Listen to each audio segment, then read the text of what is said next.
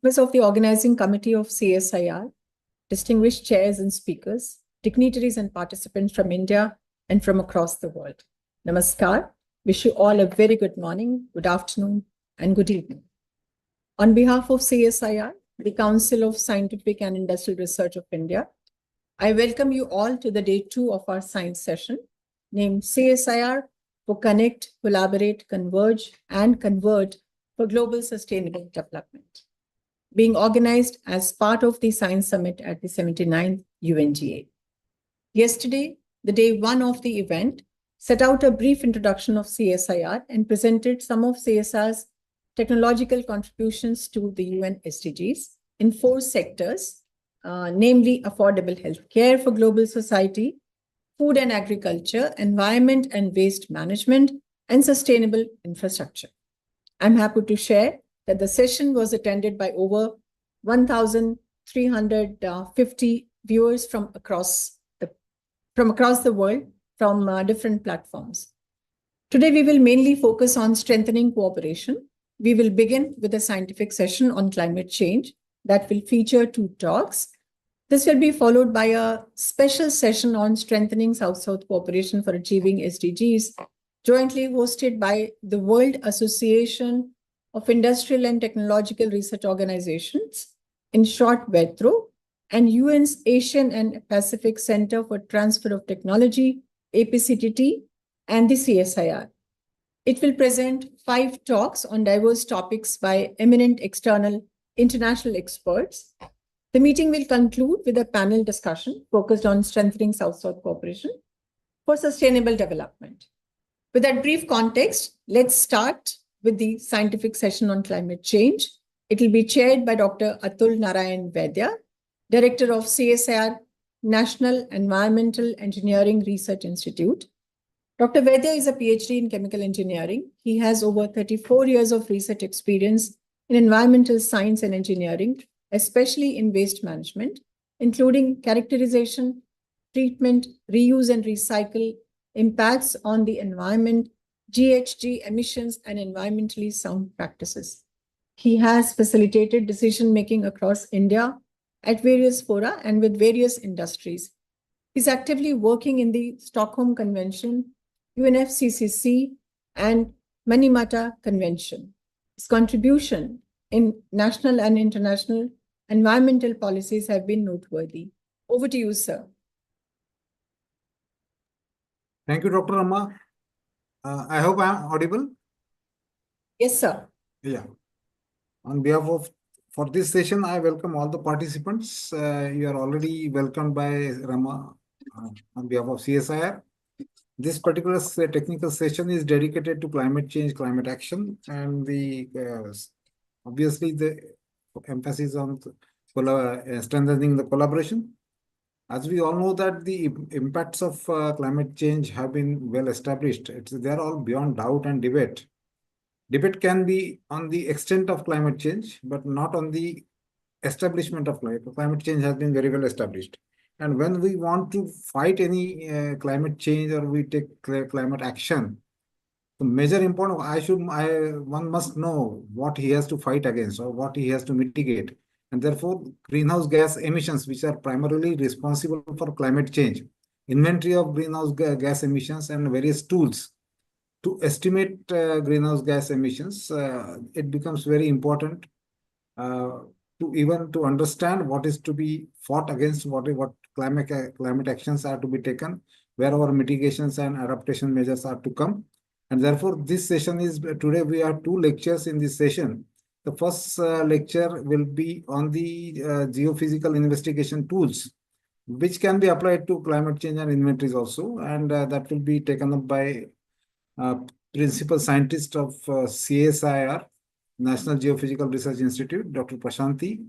And second lecture will be taken up by Engineer Jovin Joseph on the refinement of greenhouse gas inventories and mitigation. It is applied to waste sector. Nevertheless, basic principles can be applied to all other sectors which are actually contributing to climate change. With this small introduction, I will now invite Dr. Prashanti to deliver first lecture of this technical session. that is on geophysics, airborne geophysics. Dr. Prashanti, please. Thank you, sir.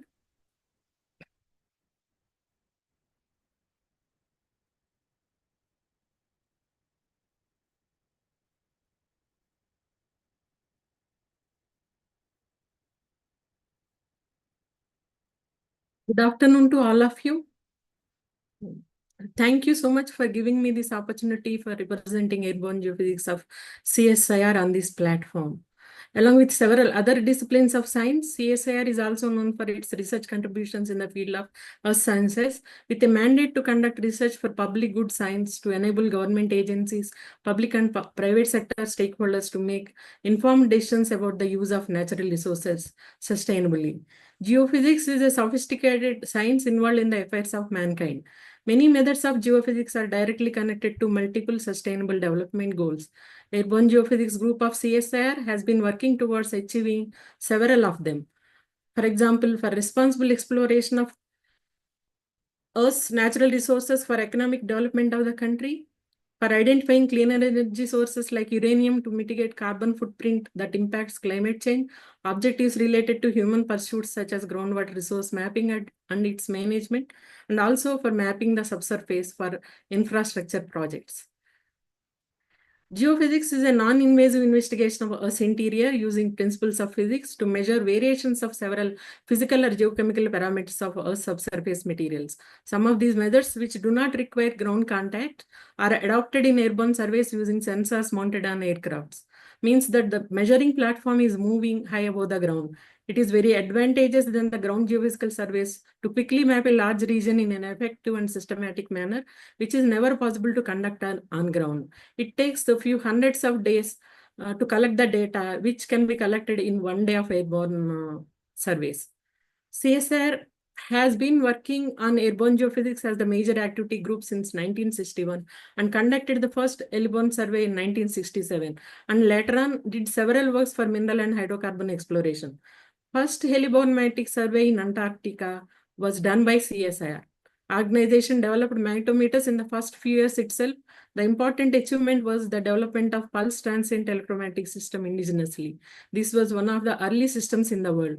Over the decades, CSIR adopted multi-parameter high-resolution systems on low-flying platforms to bring down the sensor height close to ground. Around 2010, CSIR started flying big loops of transient electromagnetic systems that weigh almost 450 kg underslung operations. Since then, the institute has been working much aggressively with several ministries and departments for different applications. Of late, CSIR is working on developing drone-based electromagnetic systems also. Then airborne geophysics is a promising technology tool for socio-economic development of the country through contributing to the country's GDP. About 2 lakh line kilometers were initially flown in regional surveys for mineral and hydrocarbon exploration, and then moved to high-resolution surveys for diamond and base metal exploration, and then started flying transient electromagnetic, magnetic, and spectrometric surveys for uranium exploration, and covered almost 2 lakh line kilometers. And for groundwater exploration, about 1 lakh line kilometers are achieved. In collaboration with Geological Survey of India, CSIR prepared aeromatic image of a part of peninsular India by bringing several data sets flown at different heights to a common datum. Through this project, government agencies realized the importance of nationwide aeromatic coverage for facilitating exploration of deeper mineral resources in India. Also, CSIR procured high-resolution equipment during the same time. This was the first high-resolution helimag survey conducted by CSIR over a region which was already flown in early 80s, west of Kadapa Basin. We can see a high-resolution image superposed over the old regional data. It shows the superiority of the new data and also the accuracy of the regional old data.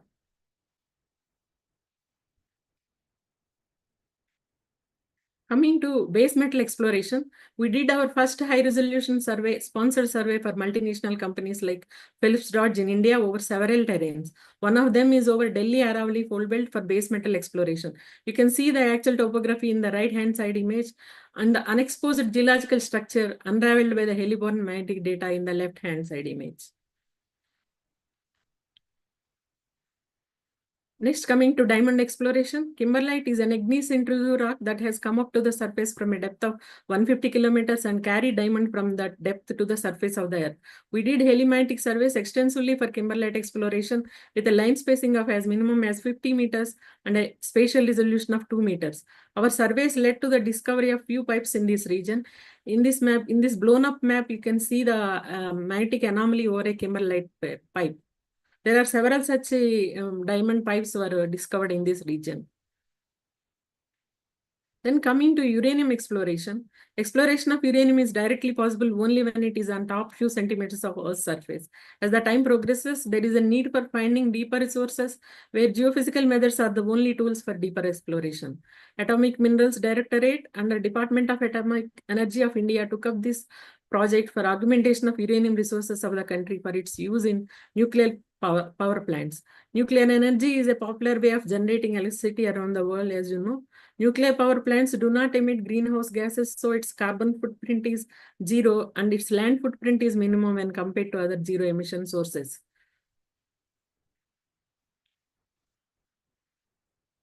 Uranium is present in almost all country rocks in minimum quantities. It is easily leached and precipitated in favorable environments at different depths.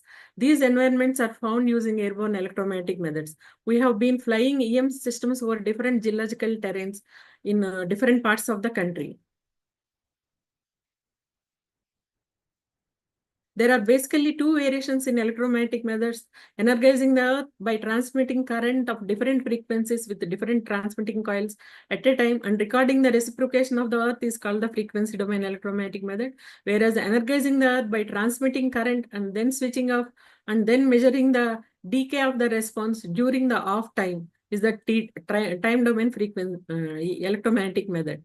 This is the example of these images are the examples from FDM method, where you can have a glance at deeper and shallower conductors obtained using the different frequencies. The lower the frequency, the deeper the depth of penetration. This one represents a conductive body in red color obtained from the TDM data, and the other one in green color is the magnetic body, which is offset by a fault. These two are associated with each other. This kind of environment is a conduit for uranium-rich solutions to precipitate at different depths. These are the simple two case studies from uranium exploration. I cannot have more than this because this data is not under public domain. Coming to sustainable groundwater resources.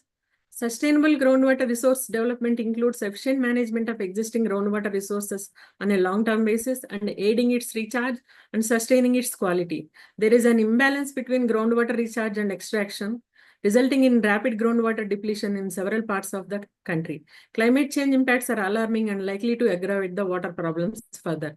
To mitigate these issues, CSIR has adopted heliborne TDM technique in 2012 for rapid geophysical mapping of the aquifers. CSIR took up this pilot study in 6 typological areas of diverse hydrogeological conditions and demonstrated that this method provides very promising results in mapping aquifers 3-dimensionally with high resolution. These in blue color dots. This pilot project has brought many new insights such as mapping of potential bedrock fracture network, tectonic pathways and associated aquifers in hard rocks, precise 3D distribution of sand and clay in alluvial settings, coastal salinity zones, concealed paleochannels, etc. These right-hand side images are the magnetic and resistivity maps from Ankasandra watershed in South India in a hard rock terrain. These reveal a sharp and deep zones of low formation resistivity, which indicate groundwater bearing zones. It is found that some of these zones are connected through fracture networks, resulting in augmented yield. Coming to paleochannel mapping. Paleochannels are typically act as pathways for groundwater movement and provide a potential source of groundwater.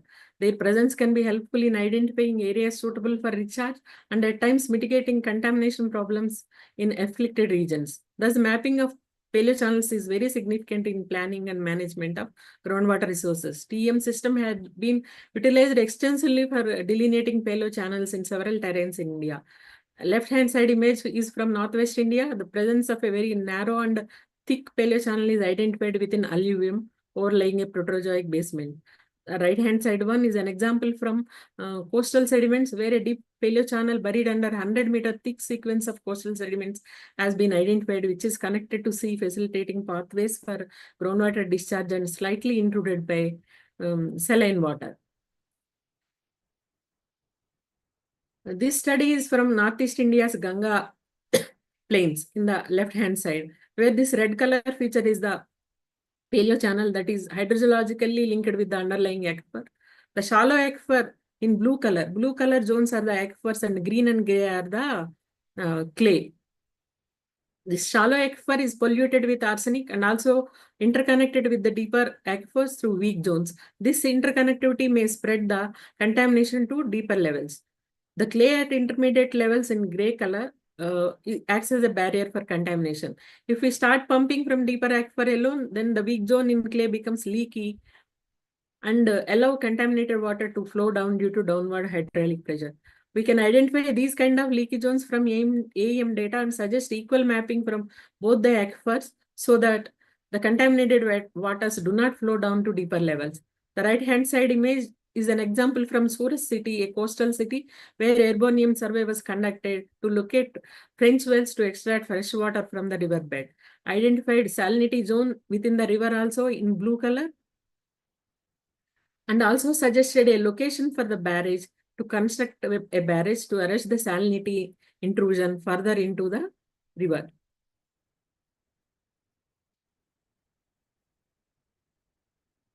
Ministry of Jal Shakti has launched a program of high-resolution aquifer mapping and management in arid states of Northwest India for the identification of potential groundwater zones.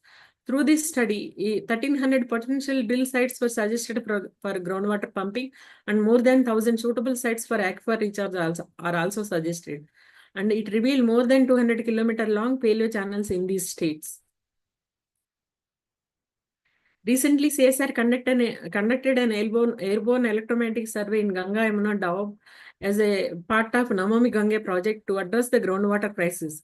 This data has unraveled extensive aquifer system and discovered a 45-kilometer paleo channel, which is very much parallel to the Ganga and Yamuna rivers. And it is hydrogeologically connected with those rivers with a underlying aquifer. It may represent River Saraswati, a mythological river which was believed to be flowing in the past within this region. It will help addressing the crisis of declining groundwater resources in this region. A new application of helibonium for infrastructure projects has also been taken up by CSIR in 3 different terrains. One in across the Western Ghats in southern India, and another one in very rugged terrain in Himalayan mountainous region, and another one across a river, Brahmaputra river, for underwater tunneling. The objective of these studies is to give detailed picture of weak zones, fracture zones, lithological contacts for the safer execution of tunneling works. And CSIR has successfully conducted a drone-based magnetic survey in the Ladakh region. And it is the development of drone-based transient electromagnetic system is under development. It is a pan-CSIR initiative sponsored by CSIR. With this, I conclude saying that I hope I have represented synoptic view of what airborne geophysics is doing to contributing significantly to achieving several of the sustainable development goals through airborne geophysics. Thank you, everyone. Thank you, Dr. Prashanti, for nicely and quickly elaborating the airborne physics, which can also be equally applied to climate change action and even the estimating the climate change impacts. We come to now we'll take questions at the end for both the lectures. Now I invite Engineer Jovin Joseph for his presentation on inventory of GHG in from waste sector and its mitigation. Engineer Jovin, please.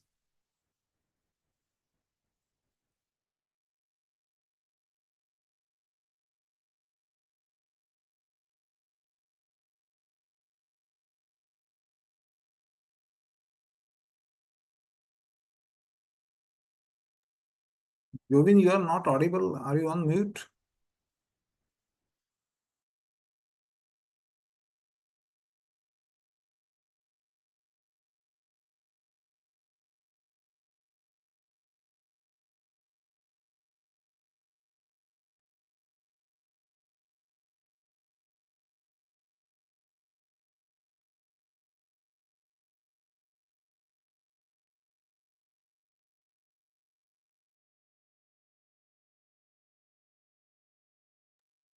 We cannot hear you, Jovin. Jovin, you are not audible.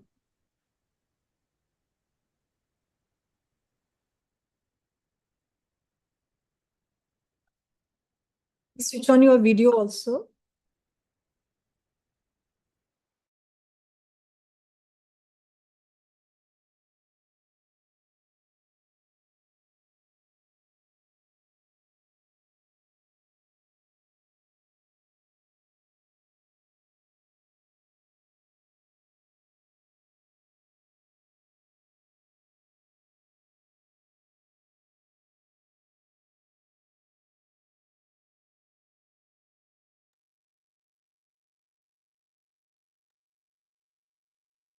Can you please unmute yourself, Jovin?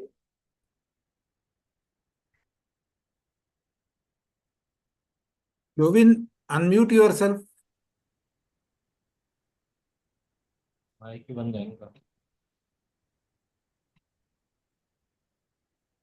Still, you are not audible because you were audible at 210 when we tested you.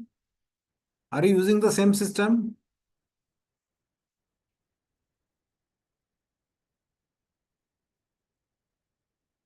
Yatindra, can you just resolve that, please?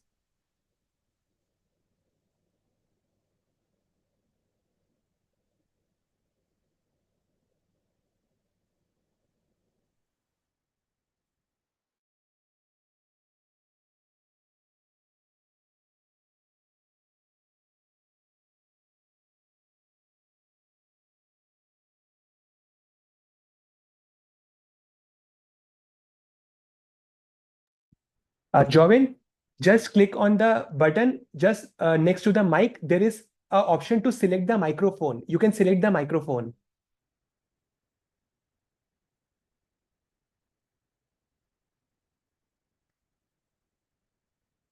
You have his mobile number, you can maybe call him.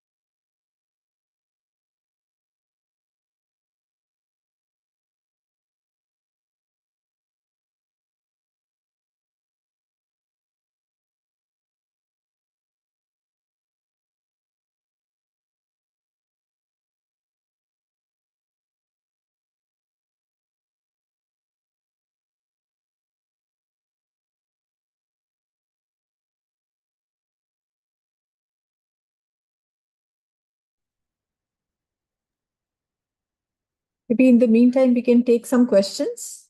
Yeah, if any- there are questions, we can take questions on the first presentation.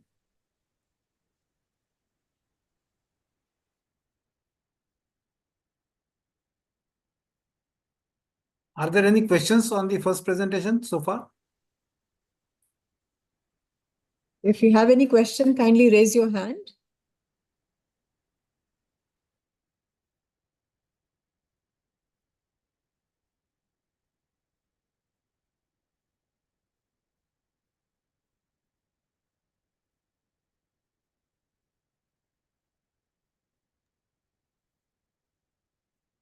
We don't see any question, no hands raised. Maybe in the interest of time, if you advise, we move on to our next session.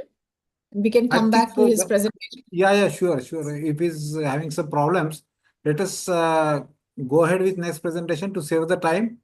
Meanwhile, we can, if he's ready, we can take his presentation later on. I think that is better. All right. Right. So thank you everyone Fine, for sir. patiently.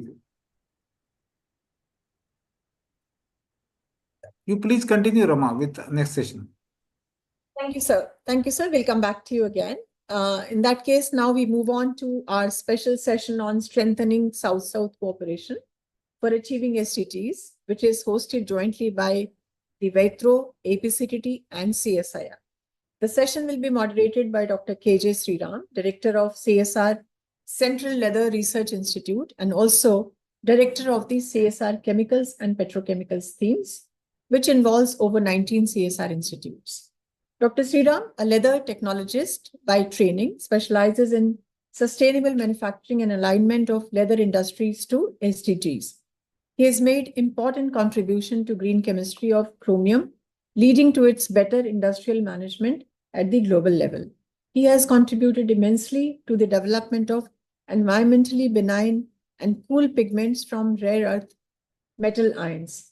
He is credited with commercially successful technologies for the avoidance of formaldehyde in tanning agents. His contributions have earned him many awards and recognitions, including the International Union of Research Award by the International Union of Leather Technologies and Chemist Societies.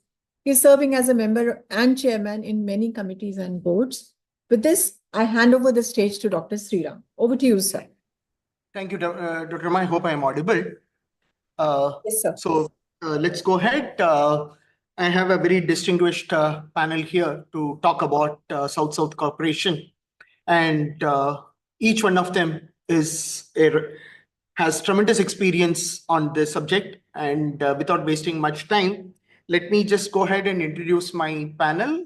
We have with us from the CSIR side, Dr. Ranjana Agarwal, who has been looking into the South-South cooperation for quite some time now in our system.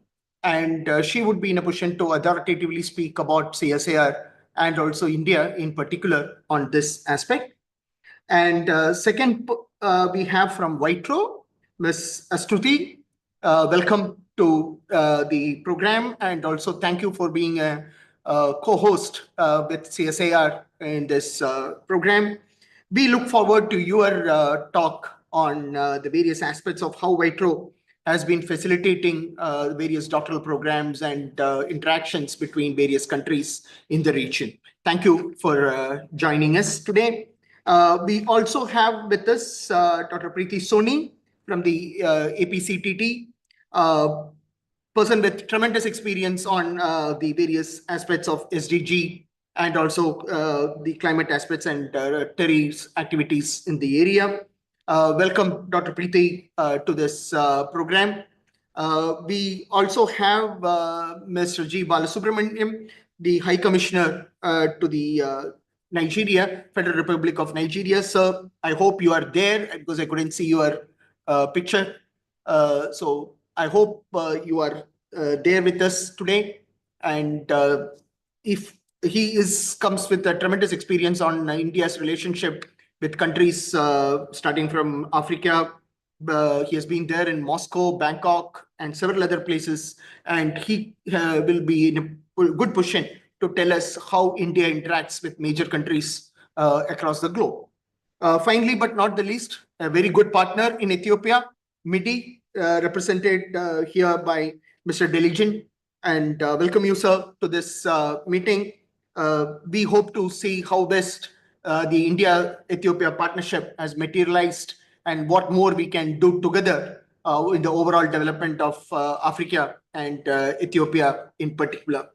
With this, may I now, without taking much time, request Dr. Ranjana to make her point. My request to all the speakers would be that please maintain your time of 10 minutes. The list is being made without any particular order, and therefore we would be wanting to hear from all of you in an equal measure. So, Dr. Ranjana, if you're ready, we may go ahead with you, please. Namaskar, a very good afternoon. Thank you, Dr. Sriram, for inviting me to present. Am I audible and my slides are audible, visible or not? Dr. Ranjana, you're audible. Can you make the slides in the full screen mode, please? Yeah, that I will do. Yeah. Is that okay? Yeah, fantastic, Dr. Ranjana. Please go ahead. Okay. Thank you so very much, Dr. Sriram. Thank you so very much for giving me the opportunity to present my views. Basically, these are not exclusively my views on the responsible governance for research and innovation in science.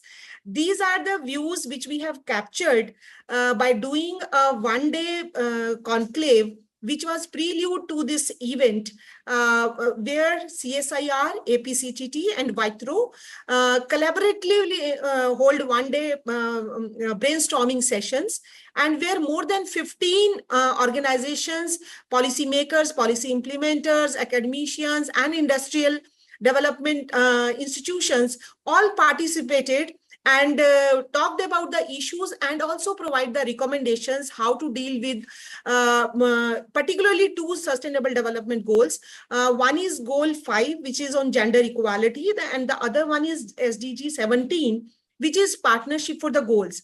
So, you know, the conclave itself reflects that CSIR believes in cooperation and talking to various partners while discussing the South-South global cooperation. So this conclave was basically divided into the 3 sessions over the whole day. The first session, where we discussed about the responsible governance for research and innovation, where various issues were discussed: open science framework for bridging the gap between North-South countries, responsible governance for inclusion, resource sharing, and sustainability, and creating a framework for ethically acceptable and socially desirable research in South countries. The second session was dedicated to diversity, equity, and inclusion in science. So we talked about women in STEM and how to create an inclusive workplace culture and rural empowerment through SNT. The third one was funding mechanism and capacity building for R&D cooperation. We tried to highlight the efforts of South countries on the science funding, what are the countries' perspective, and policy and funding instruments and schemes focused on SDGs and the capacity building. So coming to the first session, responsible governance for research and innovation, the session was chaired by Professor Mamamuchi. And I'm very happy that the 2 speakers, Professor Soni and Ms. Astuti, who are representing APCTT and Vitro, are also present in this session only. So they will also, you know, put forward their points there. So they were present in this session. So here, lack of inclusivity in knowledge sharing for South countries. You know, most of the North countries are signing the agreements with the publishers and developing an open science model. But open science model has barriers to access for South-South countries, because these are gold access model, where for the subscription, the reader has to pay the high cost, or the author has to pay article processing charges. Similarly, for access to database and other resources, the researcher has to pay high cost, which is unsustainable for global South countries. There is insufficient knowledge sharing between developed and developing countries. When we look at the number of publications, the quality of publications, this is basically North dominated. There is disparity in resources in developing countries in terms of research equipment and infrastructure. In the research and resources, North countries are having the monopoly and therefore causing inequality. When it comes to governance in science, it does not address the concerns of South countries, which are quite different. The need for a value system where knowledge is viewed as a communal resource, that's lacking, and lack of integration of indigenous knowledge and transnational science. So global countries are enriched with the natural resources and the traditional practices, which can provide sustainable solutions, but somehow that is not reflected in the governance in science. So the key recommendations which emerged out, how to improve access to scientific knowledge and facilitate equitable knowledge sharing. We should look for the alternative principles of open science models, such as green open science, institutional repositories, or national preprint archives. Here I would like to share that CSIR follows the open access and institutional repository model, where our 15 journals fall into that category, where neither author nor researcher has to pay for reading or for publishing the article. And also our repository NOPR is accessible free across the globe. So these practices are being followed by CSIR. Support initiative to remove financial barriers to knowledge, thus providing free or low-cost access to scientific journals and data. There is need to develop and support initiatives that promote inclusivity in scientific publishing and knowledge dissemination. Encourage cross-border research partnerships and networks to bridge gaps between different regions. There can be, co-authors while publishing. And establish, there was a strong need felt that South-South should establish new scientific journals dedicated to South-South cooperation, where the research from Global South can be highlighted. To address resource disparity through mutual cooperation, increase investment in research infrastructure and equipment in developing countries. The per capita expenditure is very, very low, so that should be looked into. Foster technology transfer and knowledge exchange programs to reduce disparities in technological capabilities. Encourage collaborative projects that leverage both advanced and emerging technologies, and facilitate international partnership from North to provide necessary resources. Further, capacity building in developing countries is very much needed. Support efforts to grow the number of researchers and improve research capabilities. There are lesser number of resources when we look at the population as compared to North countries. South countries are doing research, but sometimes it has been felt that their research is not aligned to the sustainable development goals. So there is a need that there should be realignment of the research as per the sustainable development goals to address poverty eradication, malnutrition, wellness, gender equality, and so on. And with a focus on effective and inclusive solutions. Integrate indigenous knowledge and translational science. Recognize, respect, and protect local knowledge systems and ensure their inclusion in the scientific and technological solution. In this regard, also, CSIR is playing a very important role.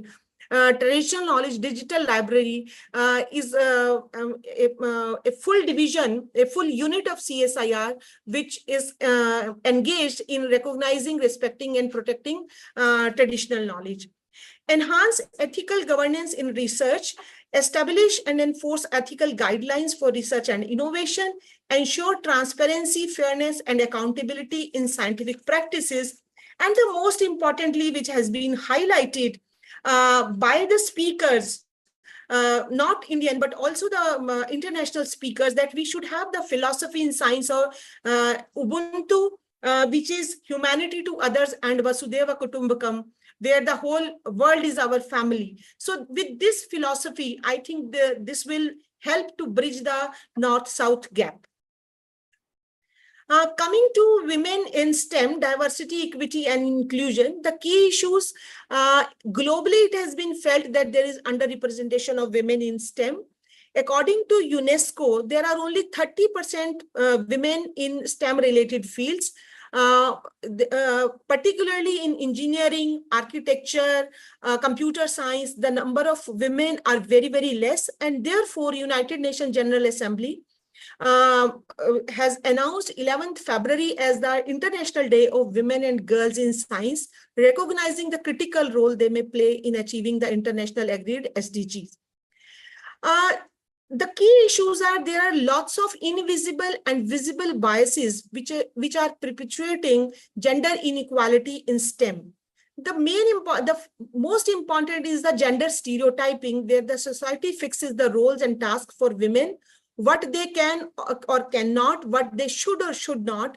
And I think these assumptions create inequality, impact career opportunities, and lead to workplace segregation. And then these biases are at different levels. So on that, if we come to the structural factors, STEM fields are often viewed as masculine. From the school itself, the girls are given this idea that STEM fields are difficult, and therefore they start having anxiety about mathematics. STEM is largely male-dominated, inflexible, encompasses exclusionary study and work culture. And cultural factors which are very visible also, the process of socialization, the conflict between biological and career clock, family responsibilities, lack of support from family, weak network support from coping chilly climate at workplace discourages women to come into STEM. Because of the gender stereotyping, women have also developed certain aptitude towards themselves. They have limited career aspirations, low self-esteem, weak self-concepts, intimidation by male competitors, and lack of skills to handle discrimination and reluctance to achieve higher positions. And there are not enough role models in the leadership position and decision-making positions. That is another thing which is not encouraging women to come into STEM. While discussing this issue, the experts highlighted the point that it is not only gender when we are talking of diversity, equity, inclusion, and access, but it also includes region, religion, race, geography, and people with disabilities. So anybody who is facing left out because of the special needs, they all should be included. Women in Global South often face pulls and pushes between socio-familial context and work context. Women lacks access to digital technology and resources. Most of the STEM fields are English dominated or some Western languages. So therefore, language barriers also make knowledge inaccessible to diverse populations of South. Women in rural sectors have their certain challenges, inadequate infrastructure and services such as education, health, sanitation, clean water, and energy.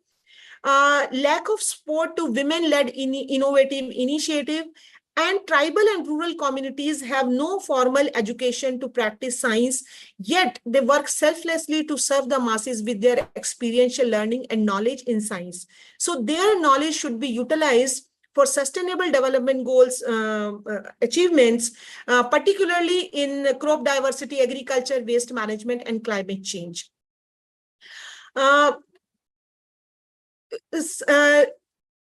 Diversity and excellence are having a very strong relationship.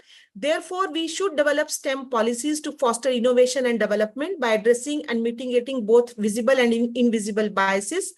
Number of decision-making positions, revising recruitment and retaining policies, and implementation gender-neutral childcare benefits are given to women, which they discourage the workforce and they lose the active service. Father also, I think that will make a big difference. Create South-South women networks to enhance collaborations and knowledge sharing, institutional network for IKS and technology-enhanced digital literacy, enhance support for career breaks and provide flexible working conditions, engaged marginalized group in the policy development process to incorporate their specific needs. It was felt that for South-South countries, making policies is not enough. To implement those policies, bottom-up approach to be integrated with top-down approach, such as creating social movements to change patriarchal mindset and empower girls and women from the grassroots levels. I would like to highlight the official push from Government of India for gender equality in STEM, and it has started yielding results. Various ministries and departments are floating women exclusive schemes such as Women Scientist Scheme by DST that supports women returning to scientific after career breaks, and more than 6,000 women have returned back to the mainstream. Many grants and scholarships which are women exclusive have been offered by various departments to increase the visibility of women in leadership position, and for motivating young girls. 11 chairs in the name of eminent women scientists in the field of S&T have been created in various institutions by Ministry of Women and Child Development. To provide early support, Vigyan Jyoti, that program identifies and nurture young schoolgirls' potential, preparing them for leadership role in science. Then Crash Scheme to create an inclusive workplace. National Crash Scheme is there for mothers, and also the Indian Penal Code on prevention of sexual harassment at workplace is mandatory for all the institutions. And then taking advantage of the ICT, 2 portals, the Swati portal, which has been launched very recently on this Women's Day, This is an online portal representing Indian women and girls in STEM. So mentor-mentee relationships can be built up very easily. And the SWAYAM portal, which is for distance education, that helps the girls having access to studies in the far-flung areas, in the rural areas. Thank you. And these are some of the picture I would like to share to show. These are 12 women in CSIR, which are now in the leadership position. Dr. N. Clay Selvi, who is Director General CSIR, she's the first woman to head CSIR. And similarly, in other departments, one can say that there are many women who are breaking the glass ceiling and achieving the leadership positions. The third session focused on funding mechanism.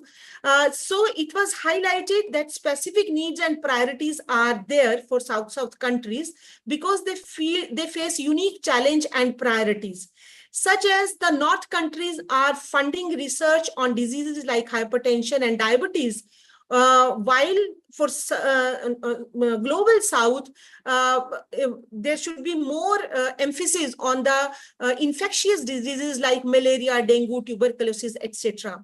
Developing countries often lack the financial and technical resources needed for effective R&D. This hinder their ability to address local challenges effectively and results in a reliance on a technologies from North that is not well suited to their needs. Technologies developed in advanced countries may not be appropriate for specific conditions or needs of developing countries. So therefore, local solutions are needed, and for that, R&D is required, funds are required.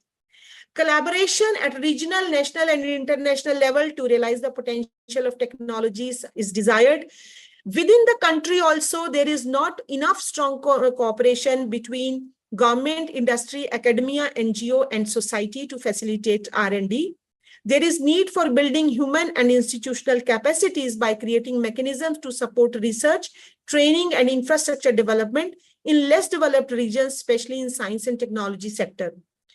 There is a global competitions. Firms face intense competition, necessitating continual technological upgrades and innovations.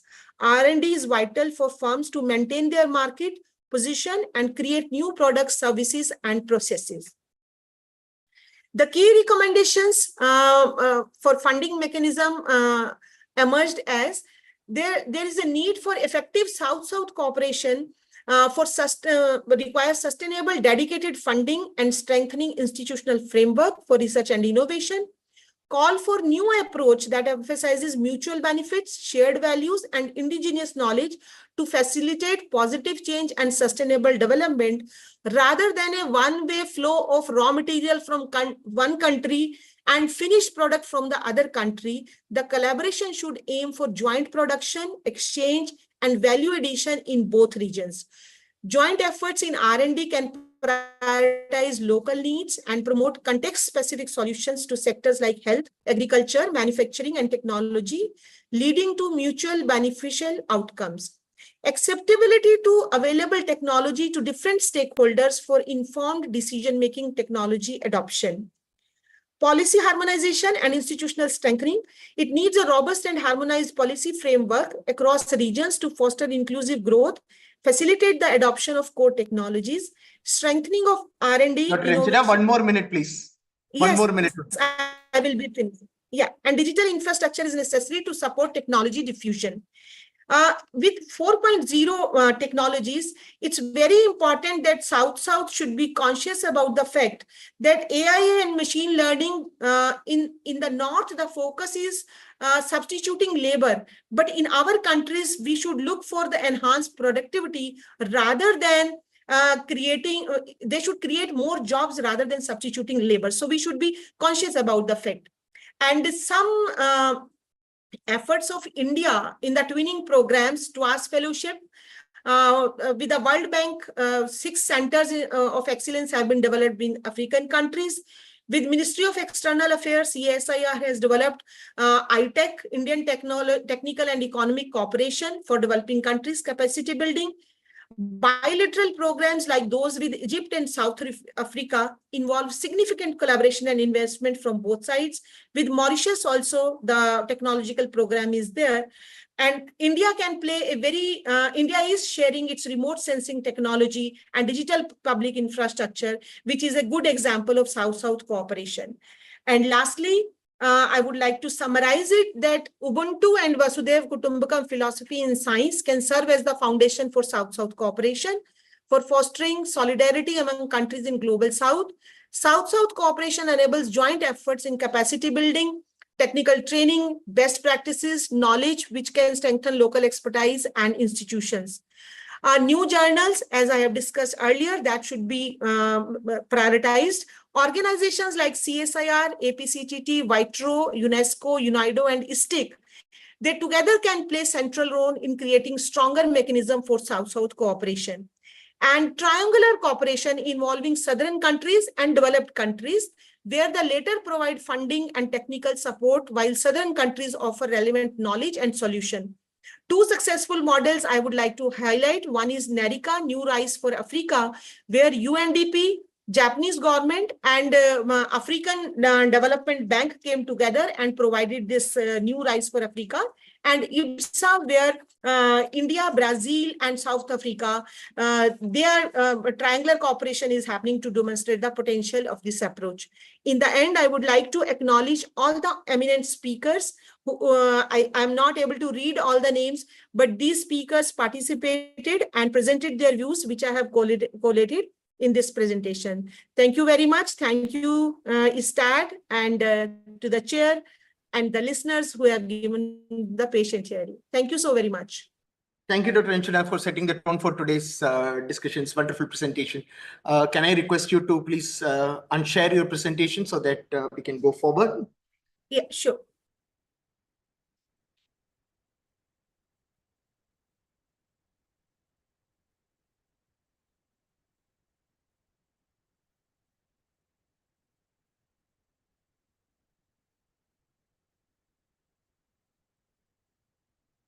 Thank you. So we now move forward with the talk from WITRO. We may request Ms. Astuti to please make your point on the collaborations.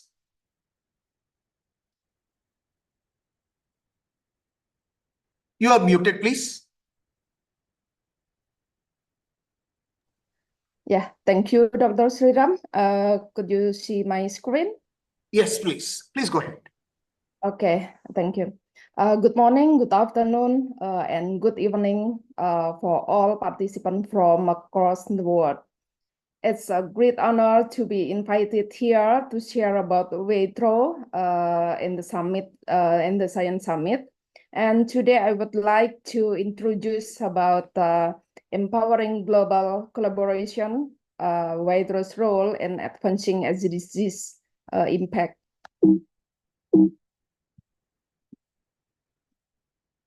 Okay, welcome to the Global Innovation Family. WITRO, the World Association of Industrial and Technology Research Organization, was founded in 1970 under the auspices of the United Nations.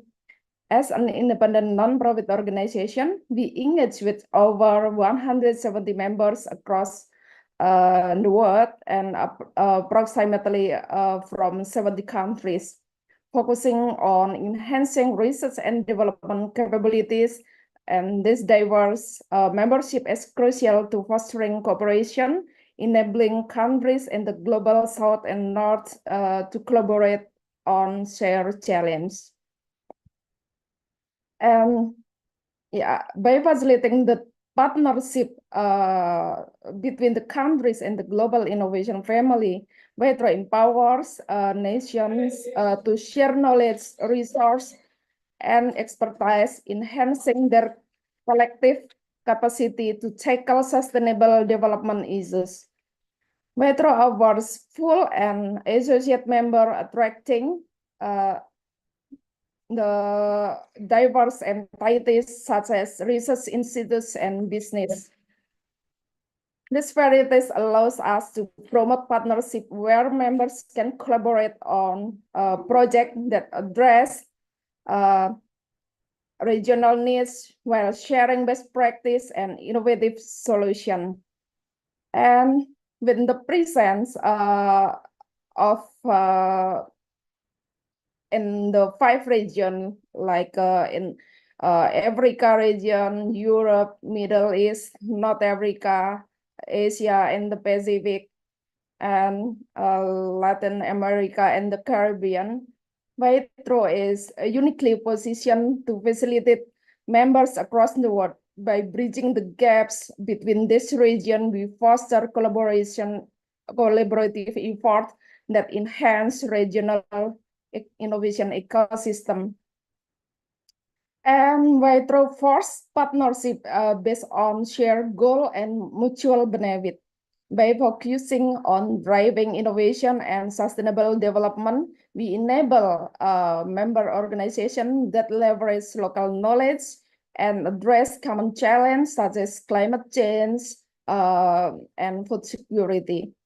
Currently, we have a partnership with GSTIC, Research Fairness Initiative, Research Beeline, and Jackal Labs. And Vitro innovation ecosystem support collaboration among the members.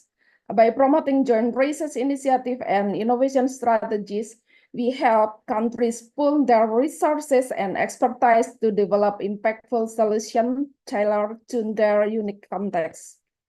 Our services and programs such as CSIR as an open innovation platform and capacity development initiative, awarding innovation summit and fellowship are designed to the members.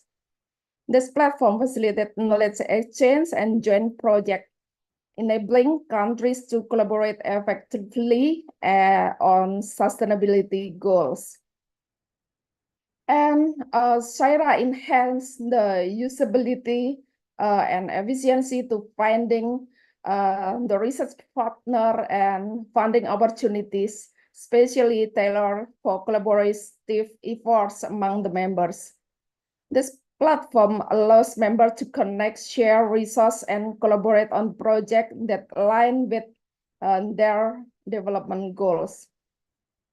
While collaboration is essential, challenges such as finding the right partners and funding remain. Vitro addresses this challenge through CSIR, streamlining the matchmaking process and enabling efficiency partnership. And our capacity development program empower researchers through targeted webinar and workshop by enhancing skill and knowledge, by strengthening the research capabilities and of institutions in these regions, fostering an environment conducive to collaboration. Our capacity development are initiated by Vitro Secretariat and also members from each region. We can see this initiation by our member in Spain, in Thailand, and Africa, and Egypt, and also Latin America. And Vitro Innovation Award recognized projects that contribute to the SDGs, how many which emerged from the collaboration. And in 2022, we changed Vitro Innovation Award to Vitro SDG Impact Awards, was given to individual or teams and project making significant contribution to sustainable development. This recognition underscores our commitment to fostering impactful partnership. And the last Vitro Summit was held in South Africa in 2022. And upcoming Vitro Summit will be held in November 13 to 15, 2024 this year in Nanjing, China. This event will provide a platform for sharing experience, best practices, and collaborative opportunities driving innovation for sustainable development.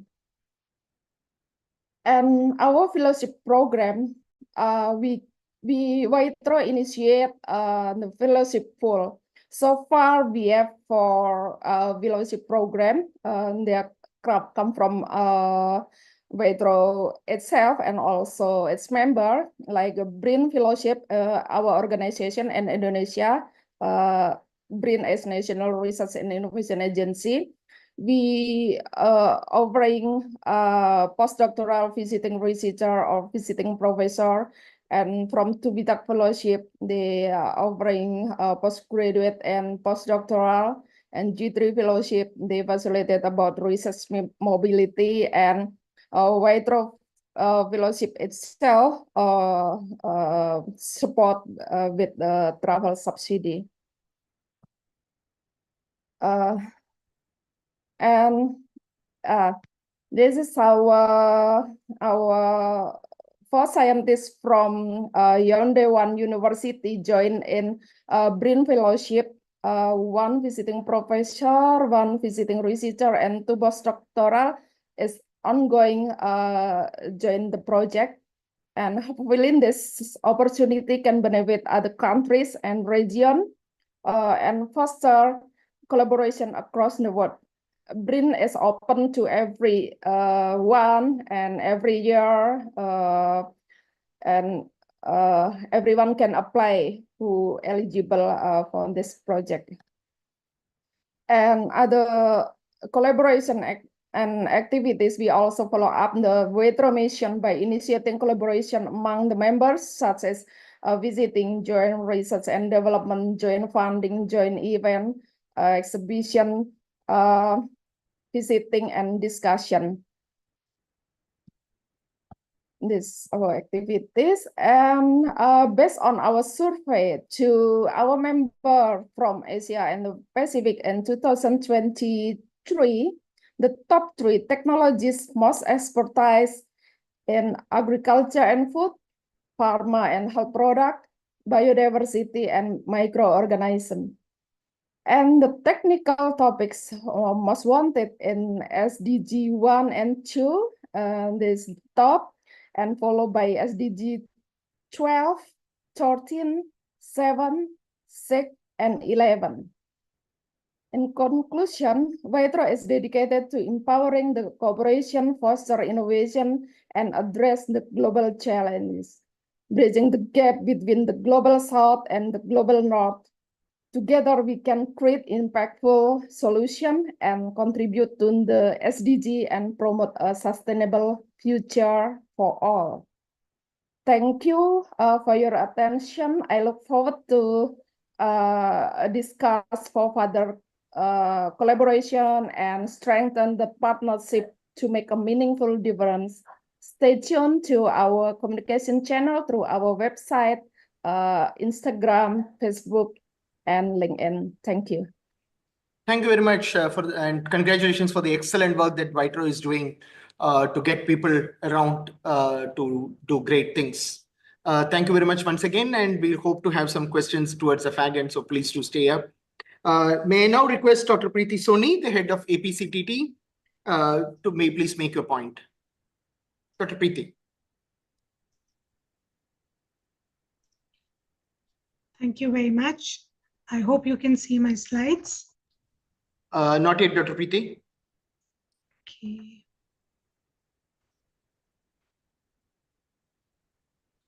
Just give me 1 second.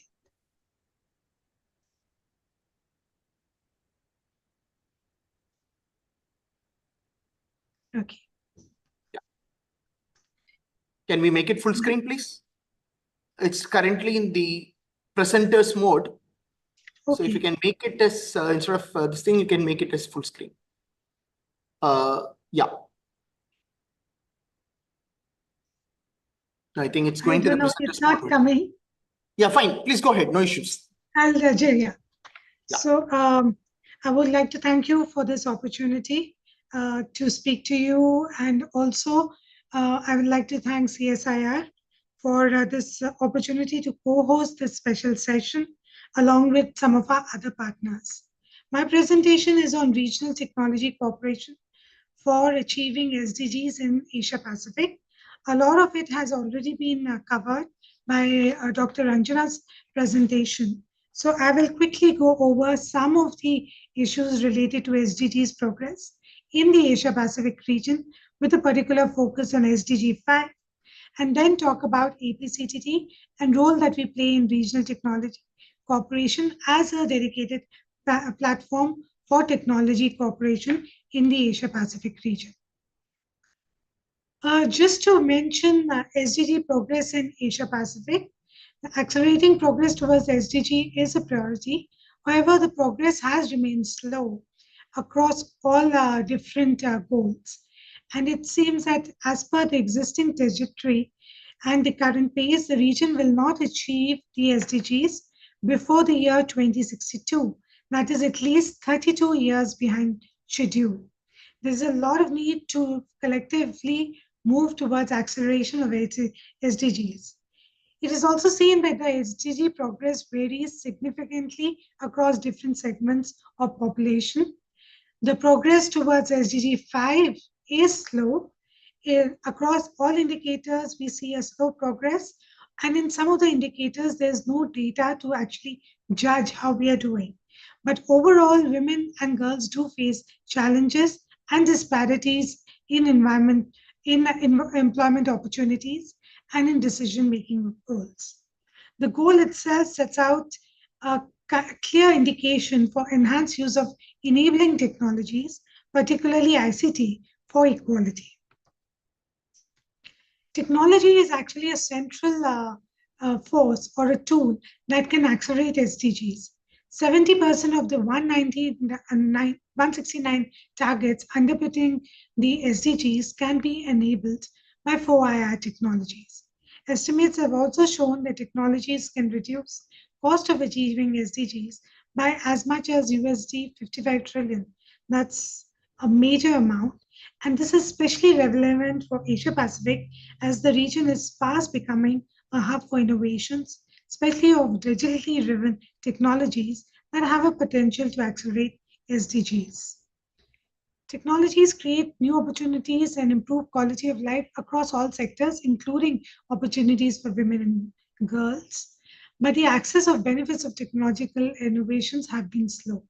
And like Ms. Ranjana said, technology and digital space is still not gender neutral or gender inclusive as we would like because of underrepresentation of women, inclusion of women in STEM education and unconscious biases across. Percentage of women researchers still remains lower than the global average. And there is a need to look at gender-based approach to SDI, promoting STEM education access, developing and designing good opportunities and needs-based innovations, and supporting participation across all segments, including women. These were some of the considerations that were already talked about, which came out through our earlier presentations. And there is a great focus on technology cooperation. Technology cooperation can increase advocacy, awareness creation, knowledge sharing, can bring in a collaborative effort in data collection, analysis to track the progress for informed decisions, plan well-formulated strategies, promote harmonization of policies for promoting safe environments for technological uptake, augment resources and financing, support capacity building, and establish multi-stakeholder partnerships and collaboration. And this is where ABCTT plays some role in fostering collaboration in the Asia-Pacific region for SDGs. Just by way of introduction, APCTT, or the Asian and Pacific Center for Transfer of Technology, was established in 1997 by the member states of the United Nations, ESCAP. APCTT is based in New Delhi since 1993 and services the entire Asia-Pacific region. The host facilities are provided by CSIR. The mandate of APCTT is to strengthen capacities of member states to develop and manage national innovation systems, develop, transfer, adopt, and apply technologies, improve terms of transfer of technologies, identify and promote development and transfer of technologies that are relevant for the region. In effect, the idea is to strengthen regional technology cooperation and transfer in support of achievement of SDGs with a particular focus on SDG 3, 5, 7, 9, 13, and 17. The current strategic plan for over the next few years is to focus more on climate change and achieving SDGs through adoption, diffusion, transfer of innovative and emerging technologies in the Asia-Pacific region. This would be done through technology innovation and scale-up, creating enabling policies and linkages, and enhancing cross-border cooperation and networking. How do we do it? That's through 4 basic modalities or service lines. First is to provide policy and analytical support to the member states and various stakeholders. This is done through policy inputs, through our various dedicated projects. We recently completed a project on air pollution for enhancing capabilities to adopt innovative technologies in different countries. And air pollution, as you know, affects everybody, but has a good vulnerability. Women also and girls have a vulnerability to addressing to impacts of air pollution and climate change. The second modality is capacity building. Capacity building is through our capacity building programs, workshops, conferences that we bring together different experts and stakeholders from different countries to exchange information and have discussions, provide recommendations on certain topics, and includes this also includes expert group meetings, like bringing together on a number of experts to talk about specific, affordable, and innovative technologies that could be used by others. The third service line, which I think is very important, is technology facilitation and partnerships. We bring different stakeholders together, including women, young entrepreneurs, stakeholders from different sections of the society, urban, rural, and also different countries, who can come together and talk about technologies, know what opportunities exist, what are the challenges, and how we can create partnerships and collaboration to facilitate technology cooperation for achievement of SDGs. Over here, we have just introduced a fellowship program for young innovators and young policymakers across different countries. And there is a focus on women who can come to APCTT and work with us and learn about how innovations happen in different countries. We've also just created a community of practice, a digital platform for different people to come on together on it and ask questions regarding some technological interventions and provide them a menu of responses from other community members so that they can make informed decisions on how to move ahead. So these are some of the aspects that we are already focusing on. Next week, we are going to have a big conference bringing together policymakers, young innovators, including women-based also showcasing women-based innovations to see how we can scale this up and commercialize for a greater good. The last service line that I'd like to also talk about that APCT uses very effectively is knowledge management, where we bring in different thought pieces and publications related to different aspects of technology, IPR, 4IR technologies, and we also have a periodical that may be very useful in terms of assessing the market potential of some of these technologies and facilitating their commercialization and scale up. So these are the 4 service lines: policy and analytical support, capacity building, technology facilitation, and knowledge management. And our focus remains across all sectors and whatever are the needs of member states, but there is a dedicated focus on youth and women as well. In conclusion, I'd just like to mention that acceleration towards full implementation and achievement of SDGs is important. Innovative technologies are critical, but access to benefits of these innovations has been unequal across. We need to work together to encourage STEM education, technology access, foster safe environments, equal opportunities for all, and embrace inclusivity for full participation in technology. Regional cooperation and collaborative efforts not only accelerate progress towards SDGs, but foster a more inclusive and equitable future for all. And this is where APCTD is committed to work with all our partners, work with all of you to see how we can build multi-stakeholder partnerships to facilitate knowledge sharing, technology transfer, enhance resources, do resource mobilization, and bring together collaborations so that we can move together, use technology for the good and for achieving of SDGs, leaving no one behind. Thank you very much. Thank you, ma'am. A wonderful presentation on the fact that we need to meet our SDG goals strongly. Though we were planning to take up the questions late, there is a very quick question. Can life science also enroll in ABCTT for learning? If you can answer that within 30 seconds, then we will go to the next presentation. Can life sciences? Yeah, basically, I think the student, I think she possibly is a student of life science. So possibly wants to know whether she can enroll in your programs for the learning purpose. Yes, please. Not as a learning purpose, but in terms of capacity building, knowledge sharing, and also contribution to our publications and periodicals. That is where you can also participate in a community of practice as well. We don't have a dedicated educational program, but we do have capacity building. Sure. Thank you very much, ma'am. We'll now move on to the next speaker. Thank you, sir, for joining us. I know you have been a very tight schedules amongst your duties, but we do look forward to hearing from you from your vast experience of working in various countries and how does the South-South cooperation, especially in the area of S&T sharing, work in the whole system. Over to you, sir, for your remarks. Thank you, Dr. Sriram. Thanks for this opportunity. It is a great pleasure for me to actually be part of this event. Are you able to see my? Yes, sir. Perfectly well. Perfectly well. Please.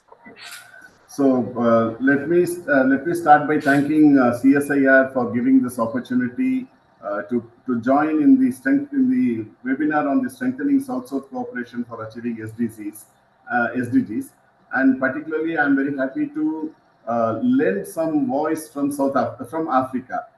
Africa is a vast continent, and India has a lot of priority towards Africa and the cooperation with Africa. If I were to say, in the sense that in July 2018, our Prime Minister had come to Uganda and he had propounded 10 tenets of India's foreign policy and priorities with Africa. Basically, he had said that Africa will be at the top of our priorities. We will continue to intensify, I'm quoting Prime Minister, we will continue to intensify and deepen our engagement with Africa. As we have shown, it will be sustained and regular. Our development partnership will be guided by African priorities. We will build as much local capacity and create as many local opportunities as possible. It will be on the terms that are comfortable to you, that will liberate your potential and not constrain your future. So India's foreign policy and India's movement in development cooperation with Nigeria, where I am presently posted. I'm the High Commissioner of India to Nigeria and Benin Republic.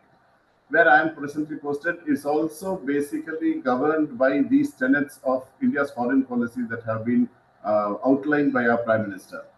Our relationship with Africa has been quite strong. We have had 3 rounds of India-Africa Forum Summit. The last one was held in 2015. And in each of these forum summits, we have had the opportunity to host all the 55 leaders from Africa to participate in that. And we have listened to them. We have understood what their priorities are, what the where they would like to have their country go in terms of development, and where India can come and assist in supporting them in their developmental phase. As far as trade is concerned, there has been a continuous growth of more than 18% annually since 2003, and it is presently at about 103 billion, and it is growing every year. the population of India is more or less equal to the population of the whole continent of Africa. And with 54 countries in Africa, with each of them, we are having our own niche areas in which we are cooperating. For example, when we come over to Nigeria, we are having nearly more than 200 Indian companies which are which have invested more than $27 billion and brought in technology. The science and technology part of it is very important, including the pharmaceutical sector, so on and so forth. We have also been one of the largest lenders of Africa. I mean, we are actually the second largest lender in Africa, whether it is through the Exim Bank or whether it is through contribution to the EBID, ECOWAS Bank of Investment and Development, or various other parts of African Union and so on and so forth. We have been contributing substantially for the development of Africa and also transfer of technology, improvement of capacity, capacity building of people, training of people, so on and so forth. I told you about Nigeria that Indian companies have invested about 27 billion. Our overall investment, this is a little dated, in Africa has been more than $70 billion. And as far as the technical and economic cooperation is one area through which we are also cooperating with CSIR for capacity building people in Africa. I will be listing out some of the capacity building programs that we will be having in one of these slides. So overall, India and Africa have a very strong relationship which actually have been contributing towards development of the sustainable development goals. I would be concentrating on two of it basically. One on achieve SDG 5, which is to achieve gender equality and empower all women and girls, and SDG 17 for sustainable development. On both these issues, on both these SDGs, India's role in having our relationship with Africa has been quite strong. We have actually focused on developing the capacity, particularly among the women, for sustainable development and also for conservation, whether it is through IBCA is an alliance, which is the International Big Cat Alliance. We have got the Global Rivers Alliance. We have got the CDRI, the Disaster Resilient Infrastructure, and we have the ISA. Under ISA alone, we have been able to develop many solar power projects within Africa. We have contributed about $500 million towards it. And most of these are in the rural areas, which is actually benefiting women over there. The various training programs that we have been having, we just recently found out that nearly 40 to 60% of the training that is being offered in Nigeria particularly, and then overall I would extrapolate it to Africa, also overall Africa, about 40 to 60% of them are women, and which is a very commendable thing to see if we look at it on the overall perspective. Then India's permanent mission of India and the United Nations have actually come together to develop a UN Development Fund. And through that, money is being contributed for particularly these SDG 5 and SDG 17 in various parts of this continent. I can tell you that in 2023, UDF contribution for Nigeria has been about $1 million in terms of, particularly for the northeastern part of Nigeria where these projects are being held. And as a continuation to this particular thing, with the UN resident representative here in Nigeria and in India, joining hands with the Bill Gates Foundation, the Ministry of External Affairs is actually going in for capacity building, particularly for women and for sustainable development projects particularly. And under the India-Africa Forum Summit, we have been having various other schemes, including what we call as the EVBAB, which is the Vidya Bharati and Arogya Bharati scheme. Under this scheme, which is an online scholarship that we have given, 15,000 scholarships were announced in 2015, which have actually come to an end just this year, earlier this year.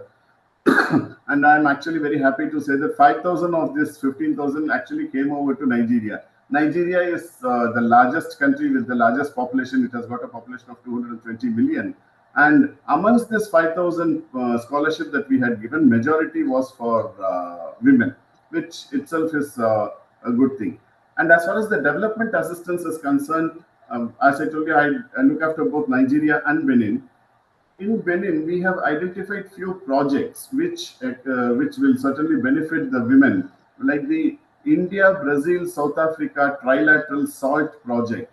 The old methods of making salt by heating the soil, the sand, and so on and so forth has now been converted into modern mechanisms, and that training has been implemented through the UNDP scheme.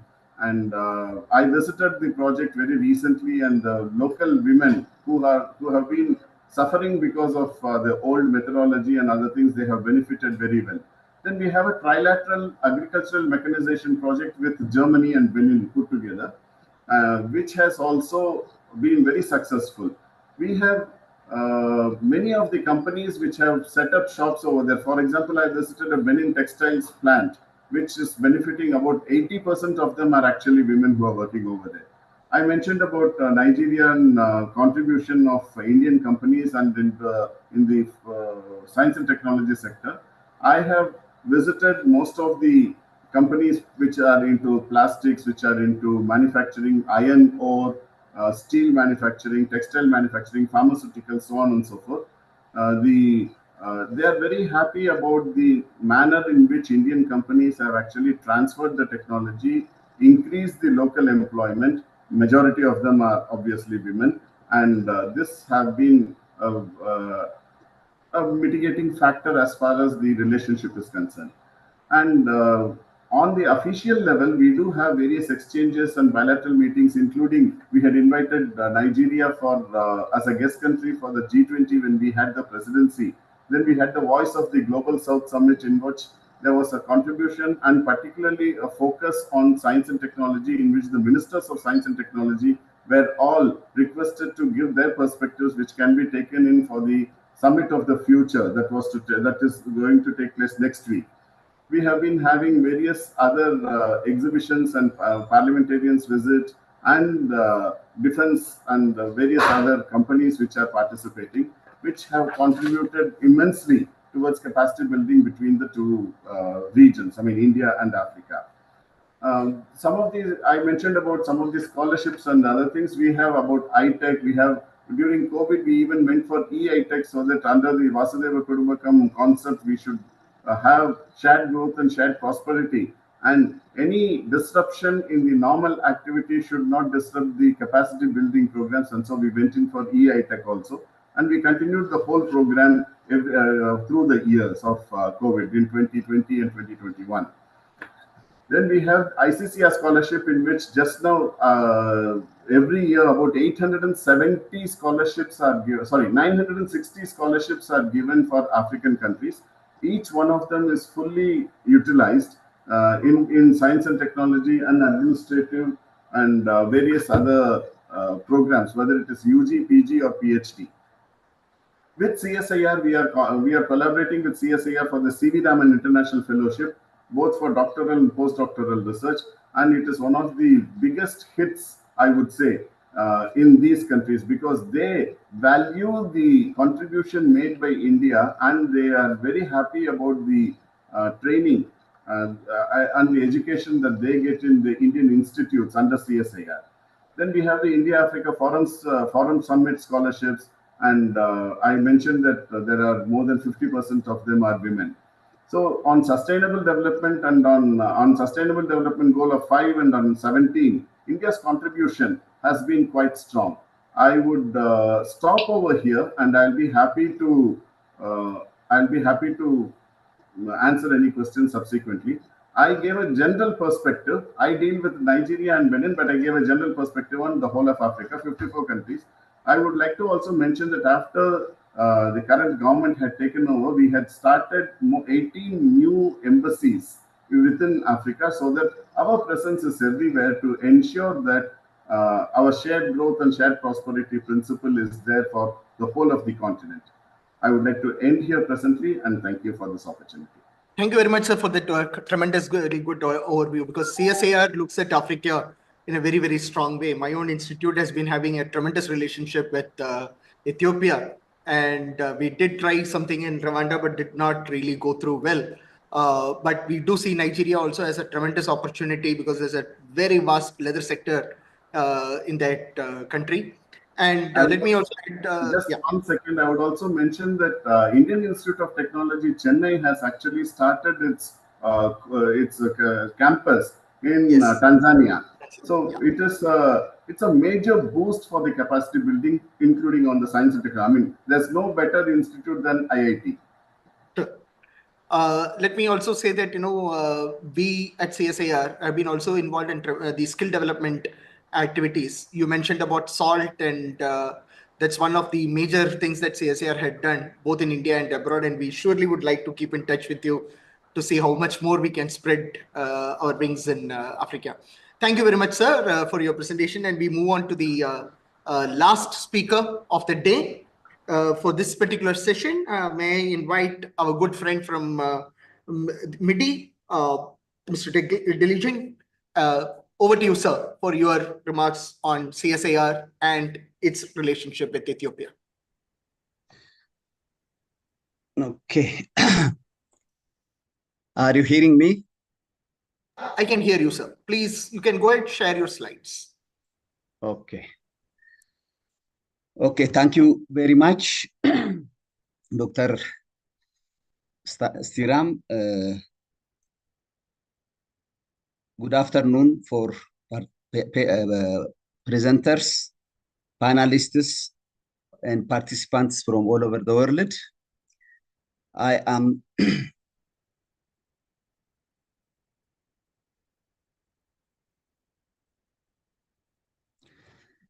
okay. I am presenting on strengthening South-South cooperation, particularly focused on twinning programs between Indian Council of Scientific Industrial Research and Ethiopian Metal Industry Development Institute. I'm focusing particularly on the inception of this twinning partnership, how the Indian CSIR come to be a partner to develop the Metal Industry Development Institute's capacity. And also there are visits made between by the delegates of MIDI to CSIR. There is a gap analysis made by CSIR delegates, the training and joint preparations of quality management system and other systems, the agreement signing, the twinning partnership strategy as part of South cooperation might be proposed, and I will have some conclusion. Actually, this inception of the twinning partnership is because of the need from Ethiopian Metal Industry Development Institute to have a support on the capacity it requires. Just based on the experience of leather and textile industries twinning program, the twinning program partnership arranged between Ethiopian DD and CSR CLRI, India was successfully implemented this twinning program in GTP1. In fact, it doesn't stop, it continued in our growth and transformation plan, plan 2. So this positive result has created this positive result has created an opportunity to MIDI to start twinning program in GTP2. As you know, leather and textile industries are particularly, their inputs are focused on agriculture. So the Ethiopian growth and transformation plan focus on agriculture-led industries and mostly also export-led industries. So export is from the product, that inputs is from the local actually. This positive,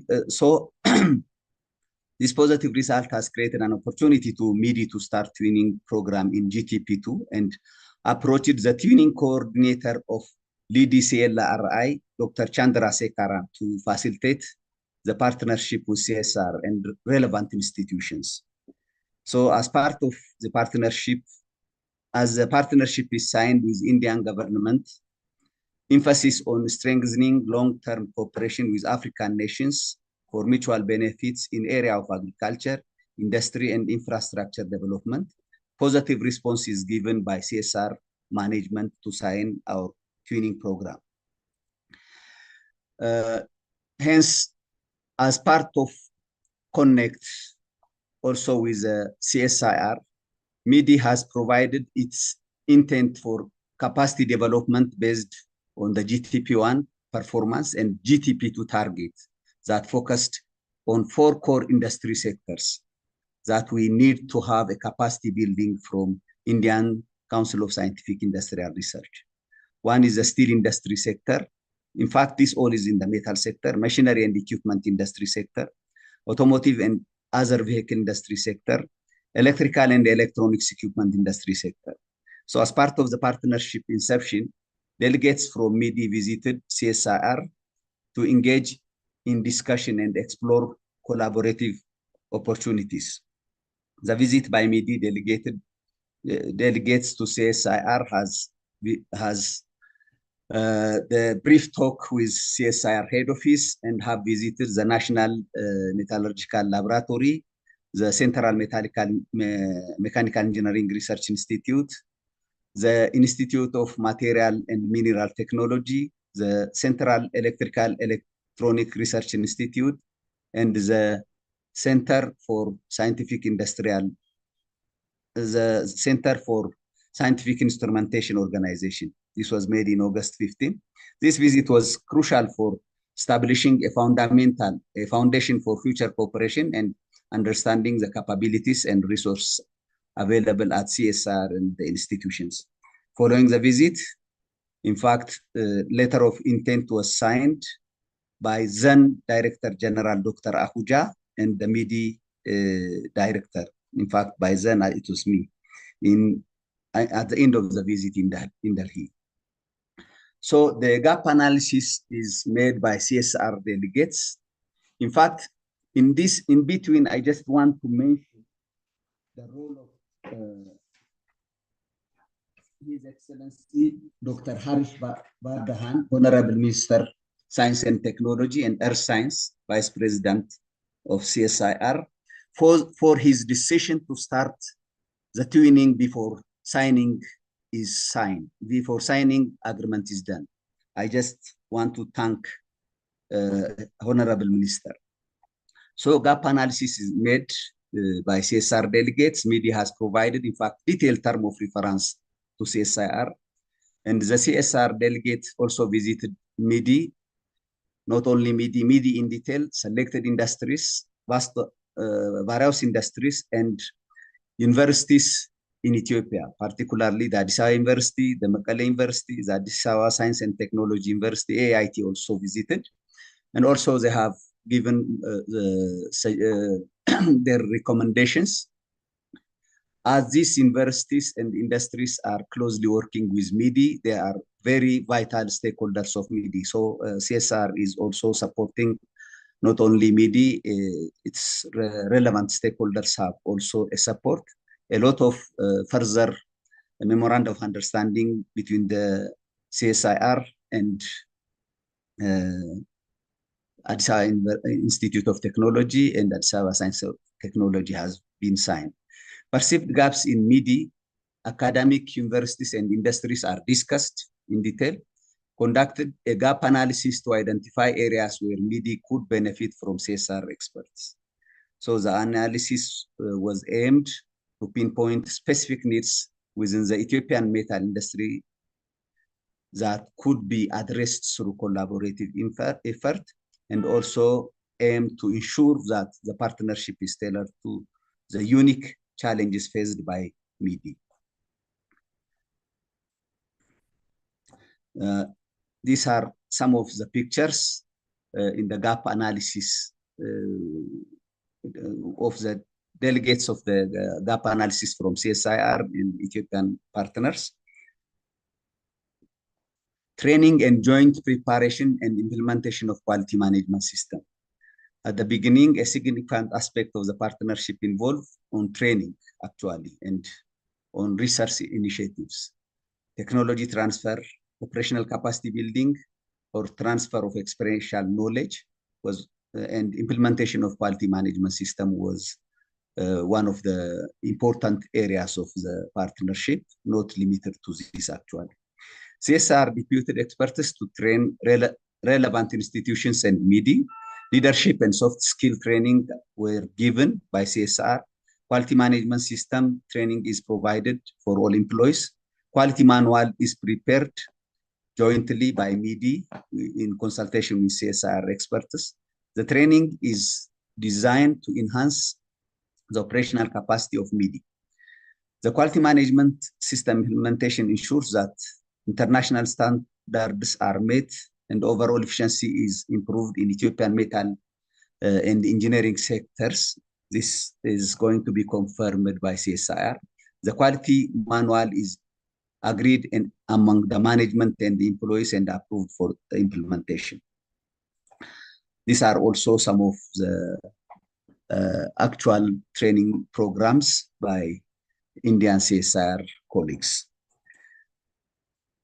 The fifth is the agreement signing.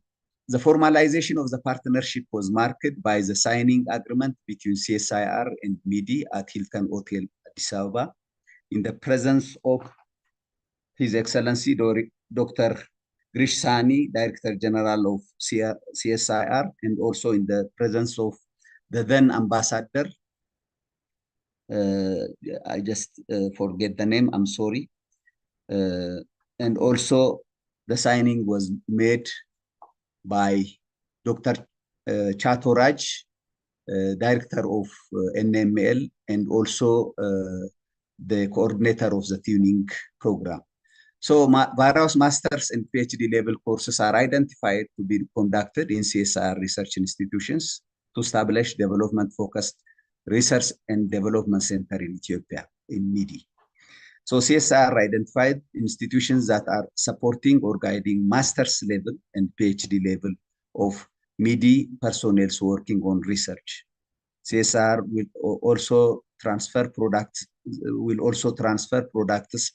developed by CSIR institutions during the researchers development program. Following the in fact, there was also a memorandum of understanding made between Addis Ababa, the tri-party memorandum of understanding between AAIT, Addis Ababa Institute of Technology, CSIR, and MIDI for the master's level and PhD level HR development. Actually, common courses were agreed to be provided in Ethiopia, particularly the theoretical areas are going to be given by AAIT and Addis Ababa Science and Technology University. So it was a sandwich program. In the meantime, we see that CSIR has also created a partnership with these two universities, providing internal training programs to the industry personnel are also very vital and have been done successfully. The agreement outlines the framework for collaboration, including shared goals and the scope of activities to be undertaken as part of the tuning initiative.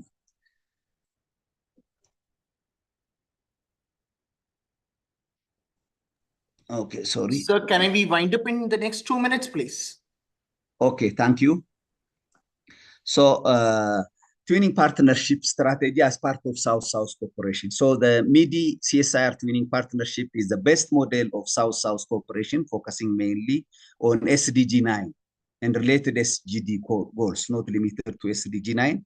It is targeted to meet SDG goal 9, which is, build resilient infrastructure, promote inclusive and sustainable industrialization and foster innovation. Tuning partnership is directed to exchange a resource, technology, knowledge, and system transfer between India, CSIR, and Ethiopia and MIDI, which directly related to SDG goals and South-South cooperation. Twinning, when we see twinning has financial implications that demands intervention for the most African countries that have financial resource limitations. This is what the point that I want to raise. Funds needs to be considered to enhance such partnership as strategy so that, the overall growth and strategies of Africa shall be supported by partners like Indian CSIR. I think, in my opinion, UN and UN agencies needs to foster the twinning program as a strategy that CSIR and other capable Asian countries shall contribute a lot to bring SDG goals, partnering with African countries through twinning. In my conclusion, again, once more again, emphasis shall be given for the twinning program that more benefits the technology recipient partners, as African countries are, most of them are underdeveloped. The funds demanded from. This is due to the real day-to-day interaction between twinning partners to transfer technology, knowledge, and system from institutions like CSIR to African partners like Ethiopian sector development institutions. Such partnership shall be performed within the specific time frame and demand sustainable financial and material resource to be deputed. This initiative shall be considered again by UN and UN agencies as its execution brings drastic change to meet a sustainable development goal and sustain the South-South cooperation. I thank you. In the meantime, I just want to thank those who have supported us at the beginning to bring the twinning program to materialize. Dr. Ahuja, who signed the letter of intent. Dr. Indrit Chaturaj, in fact, has done his best in coordinating the twinning program. Dr. Anuradha, who invited me to this session and who was also coordinating from head office CSIR. Thank you very much. Thank you, sir, for your wonderful presentation on the status quo of CSIR and its relationship with MIDI. That concludes the talks that we had from MIDI, WITRO, APCTT, SNT of India, and of course the embassy representing India abroad. I think in one line, if I may have to kind of summarize this session, I would say that we require top-down and bottoms-up approaches, but the crux of the matter finally lay in the last line, which was communicated from MIDI. It's all finally concludes with financial resources. I think we need to put up a consortium of sorts to ensure that all of our efforts are put together and we can do very well in terms of the cooperation, more so in the case of Africa, where it looks like that India can do better, and India seems to be having a good response for whatever small we have done in Africa. I think that's the final word that I can make out of this session. At the present moment, I am not seeing any more questions in my chat box. CSIR is Rama & Co. company. If there are any questions, can you please post it?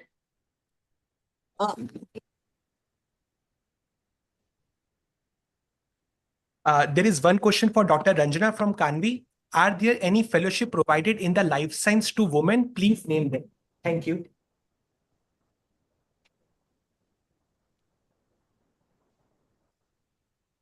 The question is for Dr. Ranjana. I'm coming.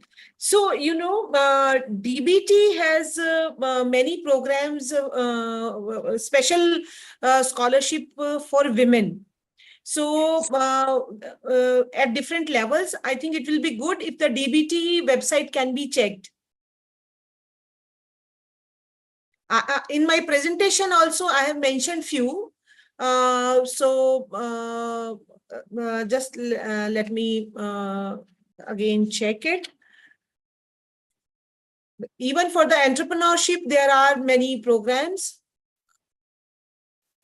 Wait a minute. Yeah, I'm just opening my slides.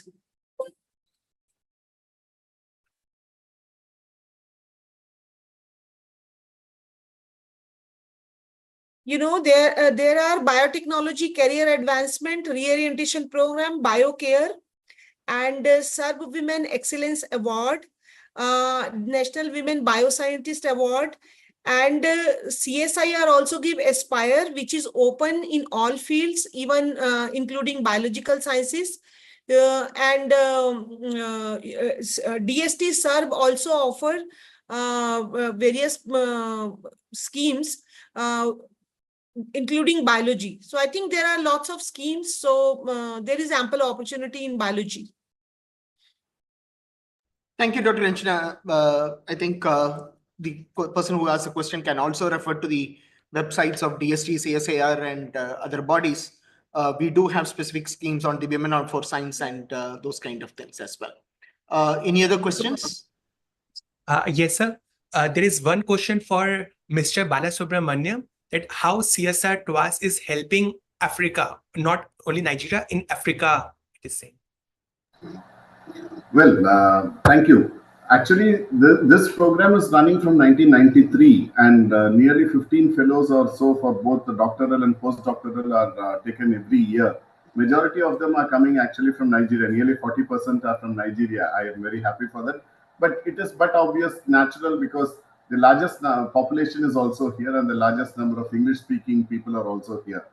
They have been very appreciative of these programs, because the institutes to which they are sent to, they come back with such an impression about the scientific advancements that have been done by the institutes, and they come back and they implement those knowledge back in their own countries, which they are very, very happy about. We recently had a iTech day. On 16th of September, we celebrated the iTech day, wherein more than 300 alumni of iTech and CSIR scholarships, they had come over. Most of them were effusive in their comments and appreciation of the development that India has made and the opportunity that was provided to them under the CSIR TWAS scholarship. And they are really contributing well for the economy of their own respective countries. So 60% outside Nigeria and 40% in Nigeria who are benefiting out of the CSIR TWAS want it to actually increase in number. If currently it is about 15 or so, they want more and more of this scholarships to be provided to them. That, of course, as Dr. Sriram had mentioned, it all has financial implications, and so whatever CSIR decides, MEA would be very happy to collaborate with you to do that. Thank you very much. Thank you, sir, for your words, because they make very good students. Let me vouch for them, because I myself have graded one. Only request to you would be that when they make it big in Nigeria, please let us know, so that we'll be very happy that our students have done excellently well in that country. Thank you very much. So I think that we would wind up this session here. We are running a little late on our program.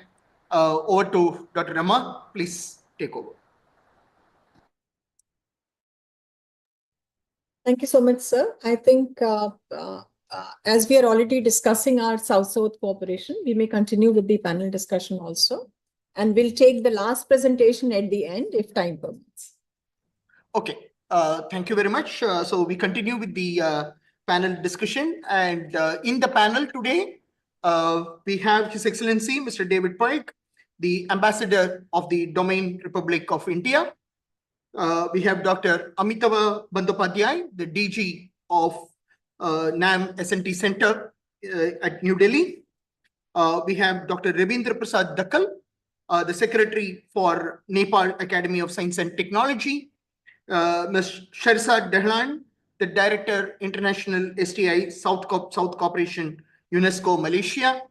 Dr. Prateek Wongke Pandit, Deputy Governor, Research and Development, Sustainable Development, Thailand Institute of Scientific and Technological Research, Thailand.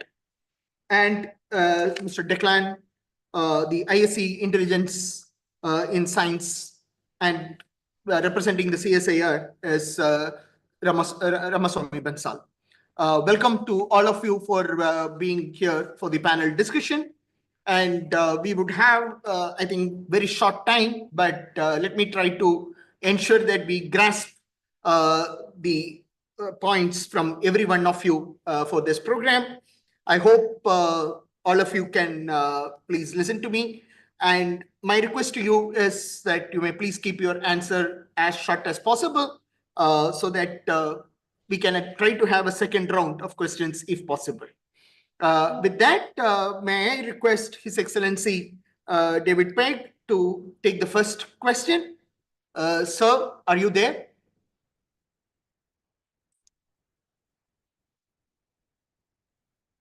Yes, hello, good afternoon. Can you hear me? Yeah, we can hear you, sir. Thank you very much, sir, for joining. Sir, the first question to you is, we did have a very good interaction between CSIR and the Dominican Republic on various aspects. Some of those things that we really looked at was the seaweed and the banana, which you have in plenty in your country.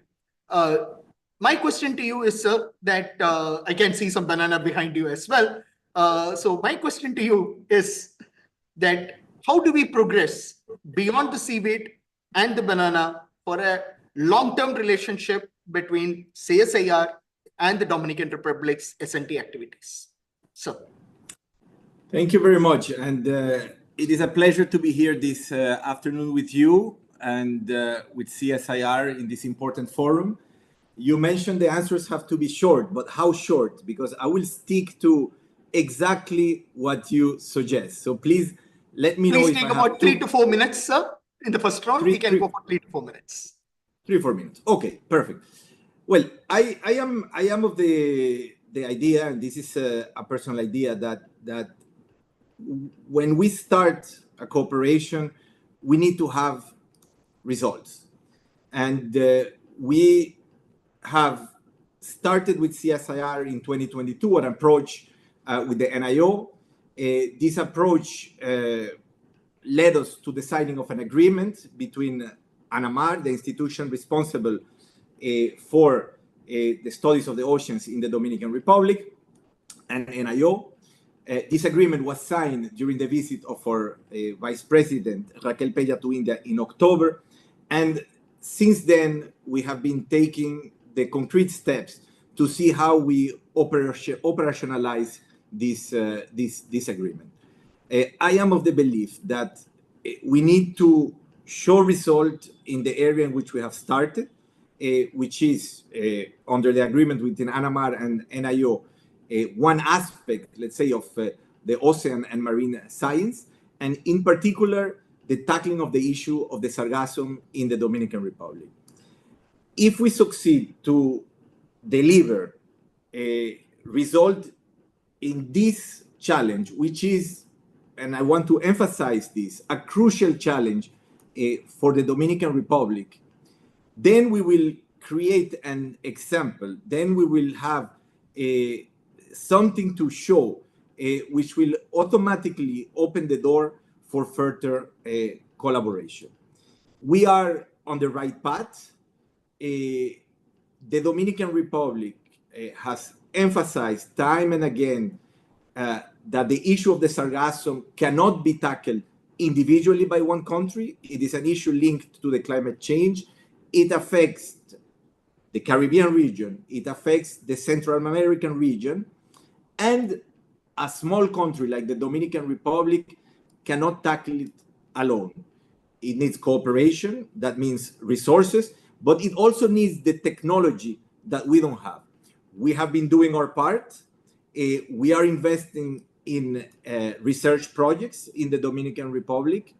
We are fostering collaboration with the region, but we are very, very, very happy to be able to try the technology that the CSIR NIO has developed to transform the sargassum in biofuel.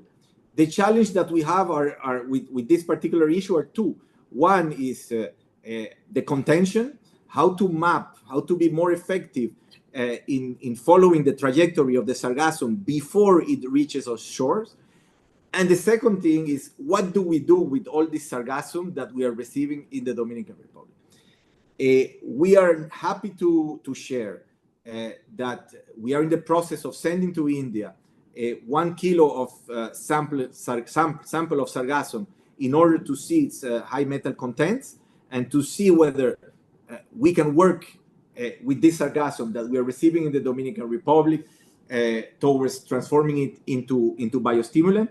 And we are coordinating in order to work with ANAMAR and the Ministry of Agriculture of the Dominican Republic for a pilot project to transform the sargassum into biostimulant. So my approach, and it's an approach that I try to push forwards in all sectors, is let us start small, let us achieve results, and those results will be the best ambassadors for us to develop new cooperations. If we aim too big, if we start by 3, 4, 5 projects, we have the challenge and the risk of not achieving much. Thank you very much. Thank you very much, sir. And we surely hope to ensure that the first project that we do with you is successful, because that's been the model which CSIR has always followed. We start it small and make it big as we go forward. And we hope to have it done with your country as well.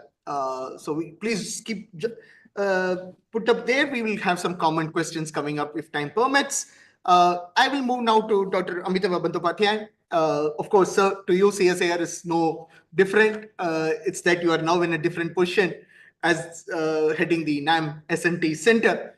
But my question to you is that over and above the work that we are doing jointly together with you, such as the workshops and things like that, which does bring many of the NAM countries to CSIR, where do you think we can expand beyond the present activities, especially with respect to the South-South cooperation? How do we move forward? Dr. Amitava. Say you're muted. Sir, you're muted. Dr. Amitava, you're muted. Yeah. Can you hear me now? Yes, sir. Please go ahead. Okay. Yes, you are right that, okay, for anything in CSIR, for me, it is something, it is like homecoming. So I can see a lot of known faces, Dr. Shriram, yourself, Dr. Rama, and then I see close friends like Dr. Dhakkal and Madam Sharizad is also there. Okay. Coming to your question, it is not only that we discuss a lot, but we have to deliver. Now, in most of the cases, like we do a lot on the policies, but ultimately, I think one of the speakers mentioned about an hour back that having policies is one thing, but delivering is a different ballgame. And there lies the challenge. So let's start with, see, we are in the business of dissemination of knowledge. We generate knowledge, of course, as an R&D institution. But our main function when we interact with other organizations is that we disseminate knowledge, and we have to try to do it as effectively as possible. Now, first thing I would suggest that, okay, let us jointly undertake more high quality publication. And when we say high quality publication, that only is not restricted to journal, because gaining knowledge from the journal, it is only for a very select group of people. What I mean is that basically books, monographs, etc., which are dedicated to the Global South cooperation. If you take a look at the books, particularly books, monographs that are available worldwide, majority of these publications are directed towards the knowledge that is generated in the developed world. But when you are looking at the developing world, the number of specific publications which addresses the issues of the Global South, those are very limited in number. So NAM Center is going a big way in publishing, and our publisher is the renowned publisher Springer Nature. Dr. Sriram, we have thought about a joint publication about 2.5 years back, and we are very happy, as you know, that the book has come out only about 15 days back. It is called The Emerging Trends in Leather Science and Technology, a very, very comprehensive volume, which looks into the leather sector from the tanning right up to the design of products. It's a 450 pages, extremely comprehensive book, which has been edited by Dr. Shriram as the corresponding editor, and Dr. Louis Zugno from Switzerland, a very luminary in the area of leather science and technology. So we need to come up with this kind of publication, which gives a very, very comprehensive view on the subject relevant to the Global South. We are also planning to have, we have already published some 10 books and 3 more are in the pipeline. And recently, when we were in Kuala Lumpur, we had a discussion with Dr. Sharizad and the chair of the governing board, Dr. Professor Basiruddin. And maybe with ISTIC, we are going to start one of these publication projects in the near future, particularly in the area of role of STI in South-South cooperation. Coming to the next point, another group of publication that is very, very important. These are best practices guides, fact files, etc. on the topics that are of important and relevant to the developing world. So apart from journal, publication of papers and books, monographs, etc., we should also look into these short documents which are of extremely high practical relevance. The third point which we should do is that we offer fellowship opportunities. CSIR does it in a big way, but I think there are scope because considering the number of countries that are available which are going to get benefited by this, we should offer more fellowship opportunities. The NAM sector does it in a relatively smaller way. We have got some 4 programs currently running, but we also feel that these fellowship programs should be done in a much bigger way. The fourth one is again workshop, conferences, and some such meetings that should be done in a very regular manner. But again, these things do not happen overnight because CSIR generates a lot of technologies, but transferring these technologies to the relevant countries and institutions, that is a greater challenge. So I think we should, and this again, I again mentioned that it doesn't happen overnight. So let us try to do it in a large number of ways. And the last program, what I would say we should jointly take into account is the various way. But this skill development program should also address that how we can use STI in achieving the sustainable development goals. That's all I have to say right now until and unless there is any other question. Thank you very much, sir. We'll keep looking forward to further things as we go. Moving on to Dr. Dakkal. Sir, I understand since 1994, CSIR and NAST has been in a partnership. How do you think this partnership has benefited NAST and more specifically Nepal? And how do you think that the SDG goals can be jointly addressed by both of us? Over to you, sir. Thank you, Dr. Shriram, giving us very much ample opportunities to share our views on this wonderful opportunities. And as you have asked the questions that the MOU signing between the CSIR and the NAST has been done started from the 1995. Then after we have more focused on individual scientist capacity buildings initiatives. This way or that way, because I think there is some sort of the two-way communications has been done. But I think the time has come up to have more collaborative approach to be established between the CSIR, between CSIR and Nepal Academy of Science and Technology. Before going to discuss the exact or specific program that we have foreseen, but I would like to highlight how the Nepal Academy of Science and Technology is communicating or maybe cooperating with some other academic institution in this country. So we actually, we support the researcher in the country, we support the universities, and we also conduct the research activities.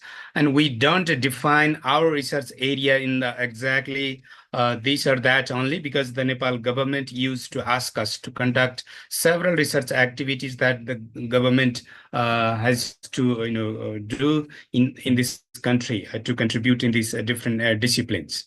So in these regards, our scientists are doing several research activities, but at the same time, Nepal government also give the mandate for us to go to the provincial research center establishment throughout the country. So we are supposed to establish 7 different research centers in the countries very shortly.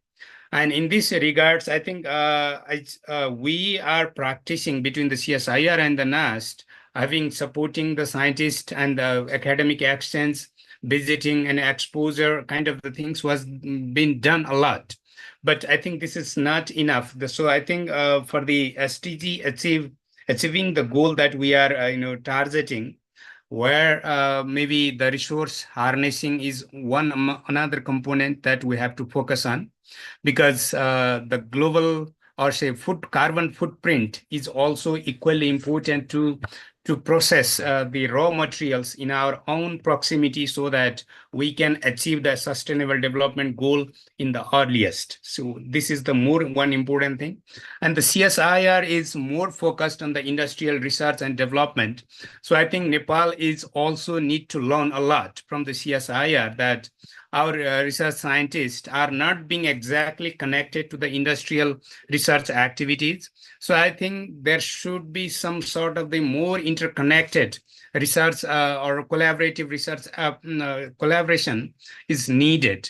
Collaborations or cooperations is very much demanded in this context.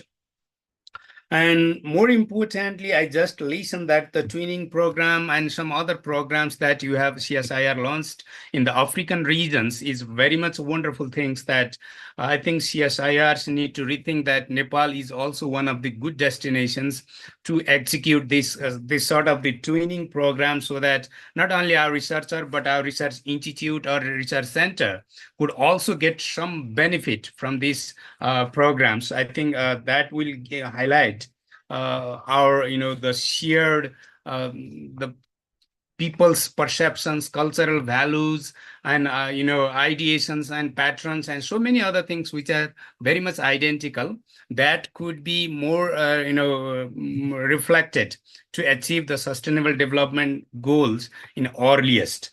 So I think in addition to that, maybe our so many youth used to go to the Indian academic institutions, universities, and research center. So in this context, I think we also need to rethink that we need to start some joint degree programs, or maybe the dual degree programs between the CSIR and the NAST. And because we are doing in the similar, pace. Similar pace in the mean that the CSIR is very far ahead of us, but we are also doing some industrial research activities. And maybe another important parameter is the research activities conducted in the various universities and scientists has to be contributed to the society, or has to be linked or maybe coordinated with the support of the Nepal Academy of Science and Technology. This is how we are supporting not only the researcher, but the innovator, and maybe the youth entrepreneur, and other areas also are major concerns. So in this context, I think CSIR could work, or maybe could collaborate, could cooperate us, and maybe executing some of our, the intentions to conduct, or maybe bringing the science to the society or communities, which is also only possible if we have the collaborative research activities, or maybe the joint missions with the CSIR, INSA, and other research supporting wings in our neighboring country, India. Sure, sir. Thank you very much, sir, for your remarks. Yes, thank you. I will now go to Mr. Declan. And before I start the question, may I thank him because of him only we are having this opportunity for the last 3 years to get this forum going for 2 days. Mr. Declan, you have been hearing this program for the last 30 minutes to an hour. And one thing which is coming up again and again is funding. Funding seems to be very crucial for the implementation of technology, training, etc. And based on your vast experience, sir, may I ask you, how do you think we can give an answer to all these people who have been talking about funding for taking up these activities in a bigger way? Over to you, sir. Thank you so much, and really congratulations to CSIR under the leadership of Dr. Raman, and really her inspiring approach, I think, is vital. And I think her leadership, not just as a scientist, her leadership as somebody who can link policy developments in a global context, I think this is hugely important. I'm here at the United Nations, and one of the major themes is inclusion. And I think what you're doing today is a very, very important aspect of inclusion. The reason I'm pressed for time is that at 9 o'clock, the Secretary General will publish the United Nations report on artificial intelligence. I have just shared the text with Dr. Raman, and I'm sure that she will share it with you.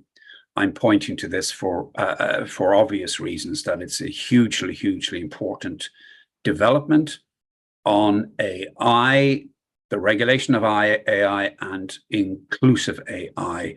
I will leave it at that for the moment. Clearly, it's another discussion, another meeting, but I would really point to that as a hugely important development in terms of the impact and the enabling environment for global science.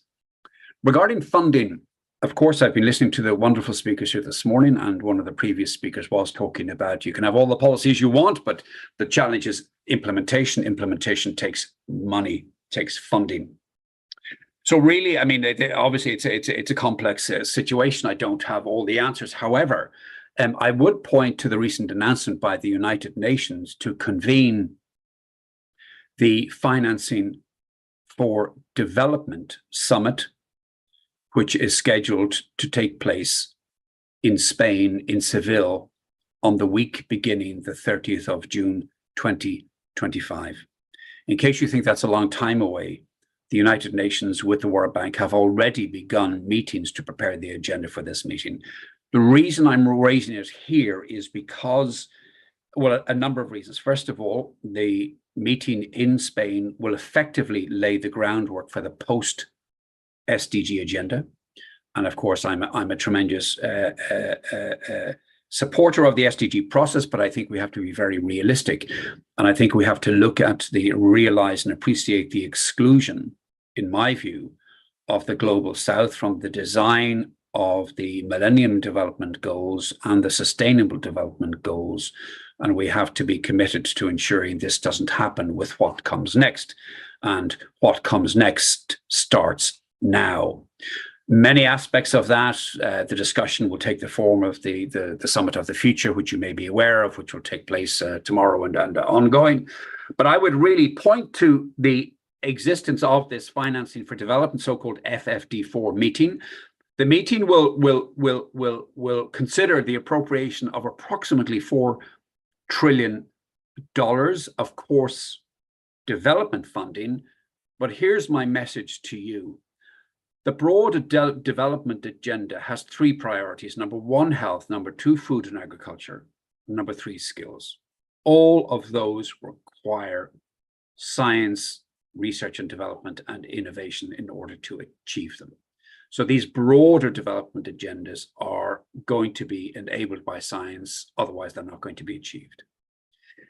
The specific point is that the community represented here today, in my view, has to put forward a very ambitious proposal to FFD4, the Financing for Development Summit, in order to ensure that from the perspective, your perspective, that science is included and that there is an agenda with funding appropriations presented at that meeting. Now, I won't use this conversation to suggest to you what your priority should be. You know that. But I really would encourage you to take this meeting as the opportunity to really prepare. And if Dr. Rama would please remind me, there is a link I need to send you, which provides instructions on a preliminary submission to this process, and the deadline for that is very soon, as the 15th of October, and I would certainly be encouraging you to do that. But in particular, I want to share with you my strident view is that in a general sense, the scientific community, of course, is very conversant with the competitive funding model, which I completely understand. However, I think there are two issues with that. One is that the North uses competitive criteria as, in fact, in my view, an exclusion criteria. The impact of the exclusive focus on excellence is, in fact, to perpetuate exclusion. So my point there needs to be other criteria such as societal impact, but it's the community represented here that needs to advance that criteria. That's the first point. And the second point is broadly, the development community, rather broadly, the scientific community does not understand the development agenda. Now, that's a generalization. I understand it's a generalization, but I believe it to be true. Now, while that's very true, and I'm Irish, in Ireland, for example, in Spain, I think the community represented here are probably best positioned to understand the linkage between the development agenda and development funding, the linkage between development and development funding and science. And I think the opportunity is to use your collective intelligence to advance a very, very strong active agenda for FFD4 with a focus, of course, on skills, a focus, of course, on capacity building, but a really, really global approach. And that will be a new narrative, I stress, a new narrative within the context of development finance, not scientific finance as we might generally know it and call it. I'm not talking about that. I'm talking about development finance. And I think science has a huge yet unfulfilled potential to advance and support the agenda for development in the areas I've mentioned, and there are others. So essentially, if I could say that's my message to you today, is to really take on board that agenda, the mechanics of preparation for that meeting, and really be prepared to have a very, very proactive and strong agenda led by the South for FFD4 in Seville, beginning the week of the 30th of June, 2025. Thank you, Dr. Rama, and thank you, Mr. Chairman.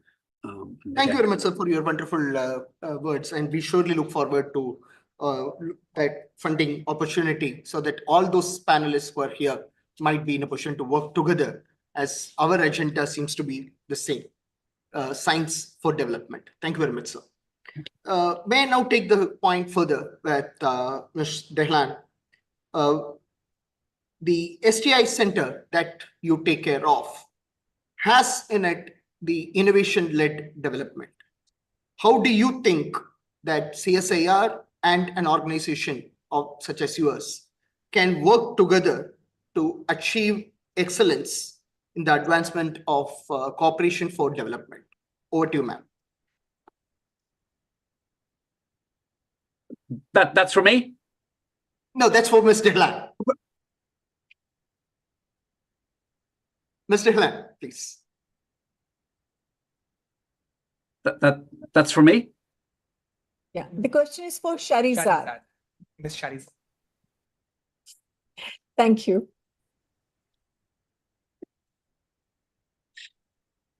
Is that for me? Yeah, that question was for you. Can you put that question again? Because I was thinking that. Okay.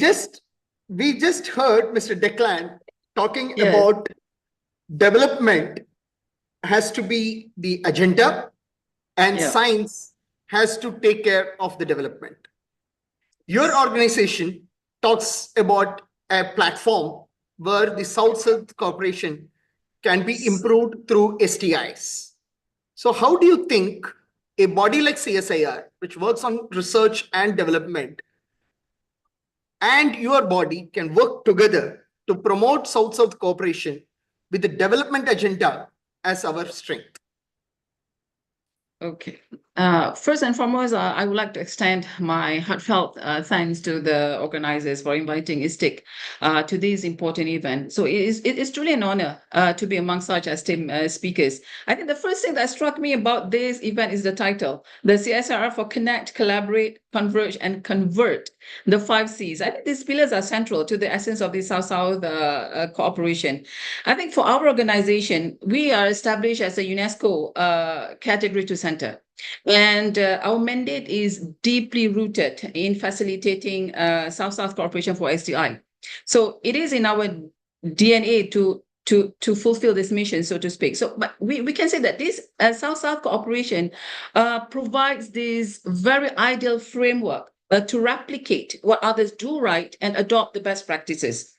And it does offer the less developed countries an alternative platform for collaboration beyond the traditional North-South partnerships, for example. So these broadens our choice of partners and also allows us to engage on a more diverse term. So we know that, I think all the speakers here have talked about, we can see that today's global challenges. So we know that the global south are facing, developing countries also facing a similar challenges like poor healthcare, low levels of education, for example. So these what create a family of shared values in which the countries can seek and share ideas. And then this is what defines what South-South cooperation is all about.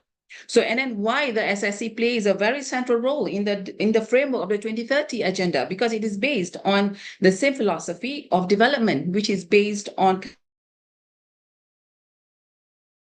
among allies. But, and I always like this one phrase that I always came across when we talk about the South-South cooperation. It says that there is no country so rich that it cannot learn, and no country so poor that it cannot teach. What does it mean? Because this encapsulates the core of SSC. So it's a dynamic exchange where every country has something to offer and something to gain. So this is where organizations, whether it's ISTIC and CSIR, or whether it's ISTIC and NAM, or all of us here, that is the principle, but we do not lack principles or platforms or philosophies. And we just listened to some of the speakers say where, despite all these principles, platforms, philosophies, we ask ourselves, why at this midpoint of the journey towards the 2030, the SDGs are in deep trouble? We know that only 12% of the SDGs on track. More than half are just like moderately or severely off track, and some 30% have seen no progress. So what happened here? So what went wrong? We know that the lack of SDG progress is universal, but who will bear the brunt? It is the developing countries and the world's poorest and most vulnerable people. So we know that. So we know that the UN say that all heads of states of the government are now urged to recommit, because this is the last 7 years of the SDG. So you have to recommit to accelerate, to sustain, to transform. But all of us gathered here today, so we must ask ourselves, so what can we do together collectively? So how do we want to tackle these challenges? Because we know that, for example, ISTIC and CSIR, back to your question, I mean, CSIR is a R&D organization, and we are a platform. We can really form a powerful collaboration to promote the STIs. I mean, we can have this joint STI policy development advocacy initiative. I think we can emphasize on areas for mutual benefits like sustainable development, maybe digital transformation, or equitable access to scientific knowledge. And we can work together for capacity building, certainly, and knowledge transfer, like what we have done. So we have already collaborated with CSIR, ISCT, and TKDL in areas like traditional knowledge areas. So this is a very important areas that we feel that, because this is our strengths as a global south. So this is where, so we have put the seed for collaboration. So we hope that this is something that will come to fruition.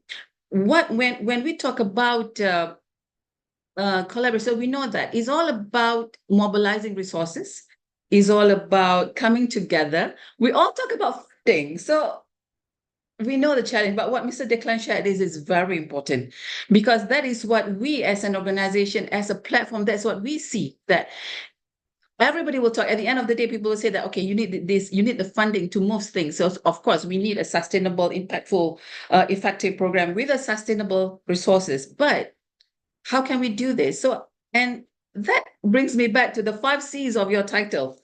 The connect, collaborate, converge, and convert. Maybe what we need to focus is on the convert itself, because this is the time that we must focus on the converting the way we've been doing things. It's time we need to rethink and how we can strengthen our collaboration, how we can remobilize our resources better, how we can leverage on each other. Then we can truly move forward. So we need to reinvent and recalibrate our strategies, certainly. So when Mr. Declan shared that this FFD forthcoming, we would like to share that in December, we are convening this Sustainability Science Partners Forum. So this is where we are bringing everybody together, not just the implementers, the stakeholders, but also the development aid funders and all that. So this is, and then you come to the forum with already a concretized or with an ideas of what you want to do together as as a region, as a global South. I mean, you put together your initiatives that you want to look for, you want to offer to the funders, and where the funders can value add to that. So this is opportunities where we can come together, when we can mobilize our resources, where we can work together as a nation for a global South and to achieve whatever objective that we have. So we can, once we confirm, we would like to, I mean, of course, to invite our partners for this event. And when Mr. Declan said that you're going to have this FFD4 meeting, so we think that it is really like a really good time for us to come together for this purpose. So I stop at that. Thank you very much. Thank you very much, ma'am. Thank you. We look forward to working with you on this. The last, before I go to my own colleague, Dr. Pratik, we spoke about funding, we spoke about skilling, we spoke about science. I think now we should speak about industry also. India is running on a wave of startups, and we have been looking at the SME sector. CSIR in particular looks forward to strengthening the SME sector. My question to you is, how can TAS SATAR and CSIR work together to strengthen our SMEs and also build a new culture of startups together in both the countries? Your views, please. Thank you very much, Dr. Sriram and CSIR for inviting me in the part of valuable program. We are under the Ministry of Higher Education, Science, Research, and Innovation, or MESI. This is a nation driving innovation through R&D. Our mission is to promote sustainable development, focusing on bio, circular, and green economy, renewable energy, and biotechnology, to enhancing Thailand's competitiveness and fostering global partnership. Since CSIR and TISTER, we are sharing a common goal to support the industry and SME, also the startup.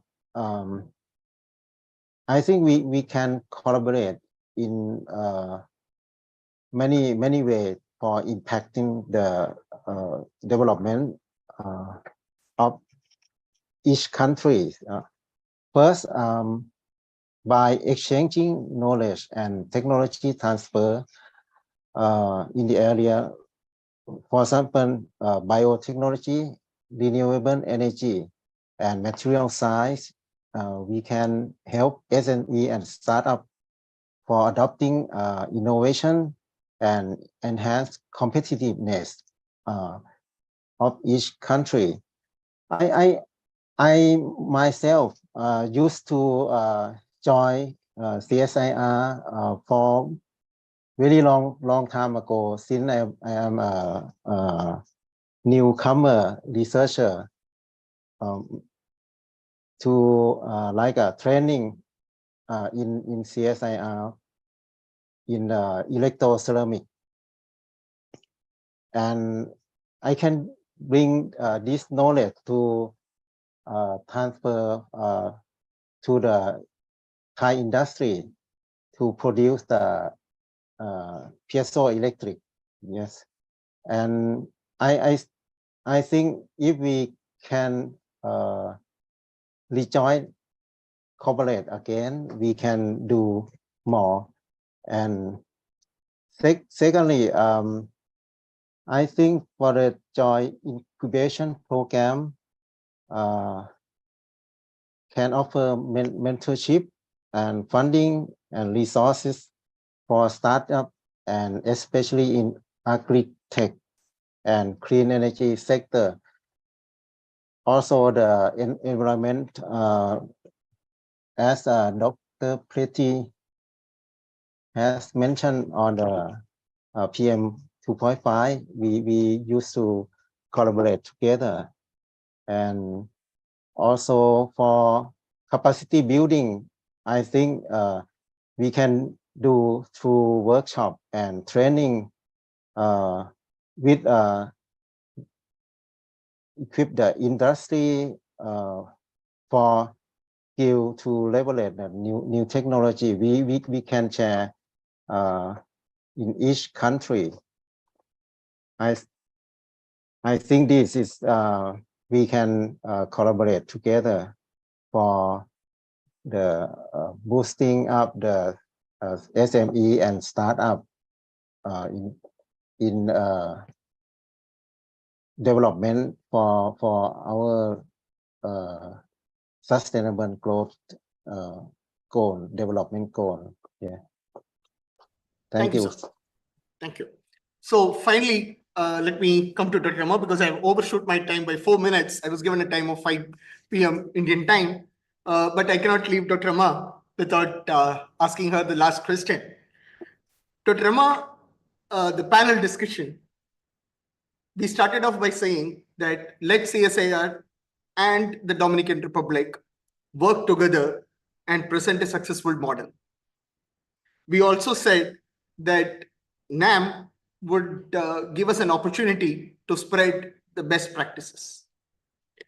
I was thinking that we might just escape by putting ourselves in the name of funding, but Unfortunately, Mr.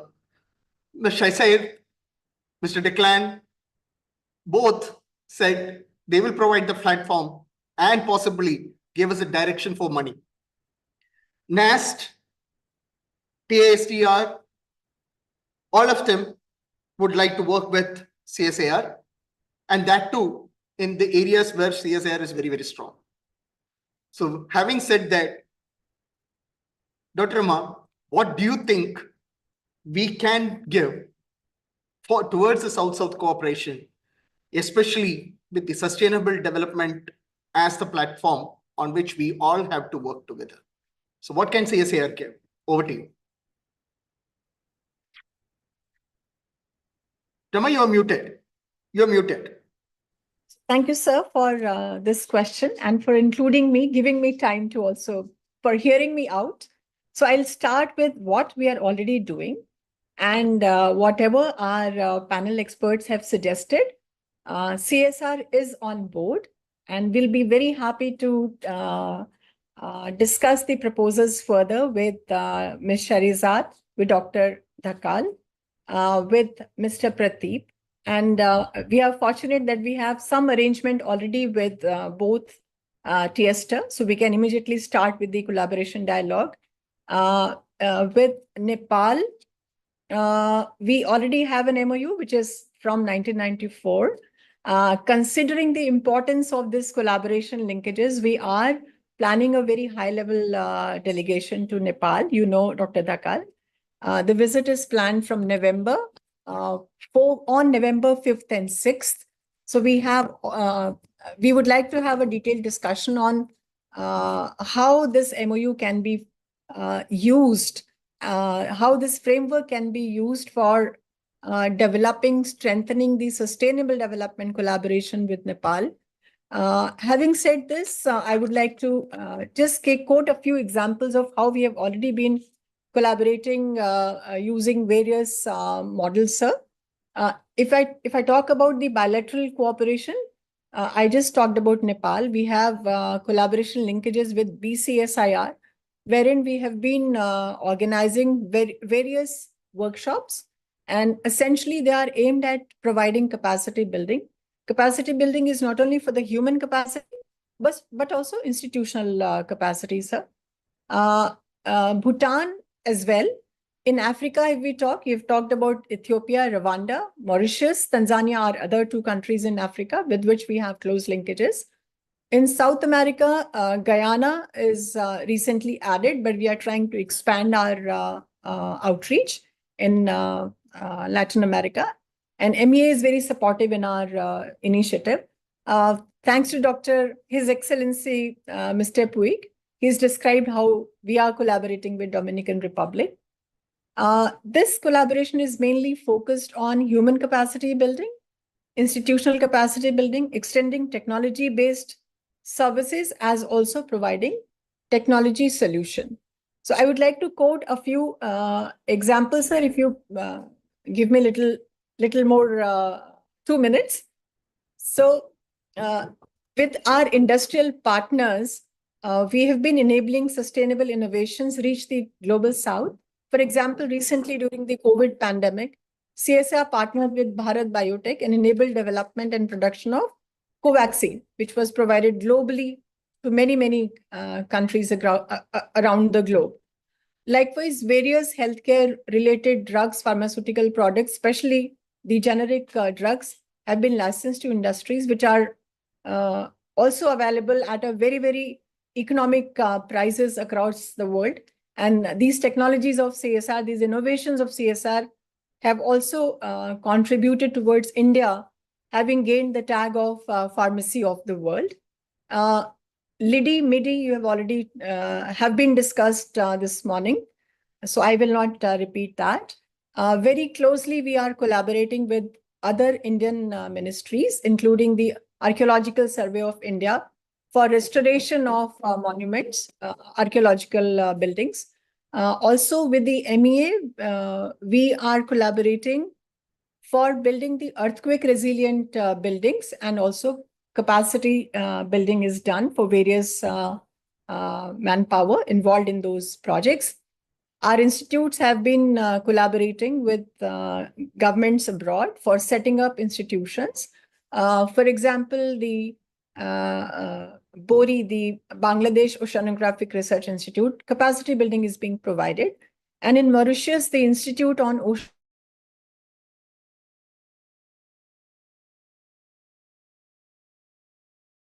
support, but the technical support, advisory services mainly. We have been supporting building of roads in hilly terrains and also in controlled blasting, for example, of specific structures like bridges. This we have done for Bhutan. Now we talk about, this is country specific, but we have been also using multilateral platforms such as APCTT, which we normally do through DSIR, and we organize a lot of training program and special capacity building modules are designed by CSIR. We are collaborating with the World Academy of Sciences, and we are through which we support annually 30 researchers for doctoral and postdoctoral research who spend from 4 months to 48 months in CSI laboratory working in their own identified problems. Many of these research effort leads to their award of PhD degrees. And we have been maintaining a continued linkages with these scholars. So there's a continuous flow of information on both the side. As part of ITEC, the Indian Technical Economic Cooperation Program, annually over 30 programs are being provided. And these are open to over 140 countries across the nation, across the world. And there is also a model where country-specific programs have been developed by the MEA, which includes Guyana, that was on our request, and also with Mongolia on refineries. That was the national, the refinery was set up by India in Mongolia, and the training was provided by CSIR, one of the labs of CSIR. So there are different ways. Also, we collaborate with the MEA through our Center of Excellence for Indian Ocean Rim Association countries, where again, the capacity building workshop training programs are provided. So there are different ways in which we are already engaging, but there is enormous scope and enormous possibilities still exist. What I haven't talked about is we have over thousands of technologies which have active patents, but there are also technologies which are off patents or which have abandoned patents. And we'll be very happy to share all these technologies, provide hand-holding support. We could have twinning arrangement like our colleague from MIDI, former MIDI mentioned today. So we can replicate this model in Nepal. Dr. Thakal, you also talked about it. So when we are there in Nepal, we'll be very happy to take these forwards. So not everything has been described in these 2 days session, but there are a lot of opportunities.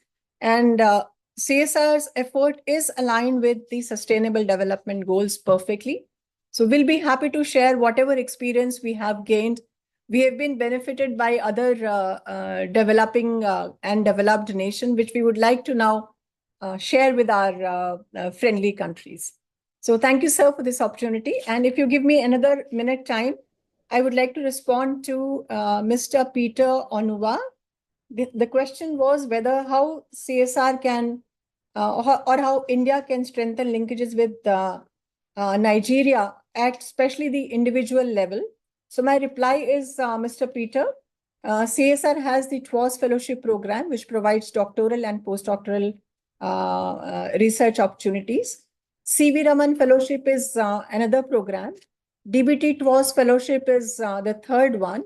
ITAKE program that CSR runs is in the area of oceanography, instrumentation, rice milling, and a couple of more areas. So all these are open to Nigeria. Kindly make use of them. And I'm happy to report that Nigeria is a country which is maximum utilizing our TWAS program, and we are very proud about it. So thank you so much. Thank you, sir. So thank you, Rama, for the views of CSIR on this. But let me conclude this session. I think over the years, we seem to have connected well with the SIRs of various countries. There have been some very good collaborations. The last 2 days, we have been able to converge on various thought processes. But as a person, as an individual, I would like to say that whatever we have done on silos with each country, I think we need to convert them into a joint action program where each of our countries can learn from each other. What we have done in one country can be replicated in another. And CSIR for one is a true believer in that we should empower and move forward, not just hang around.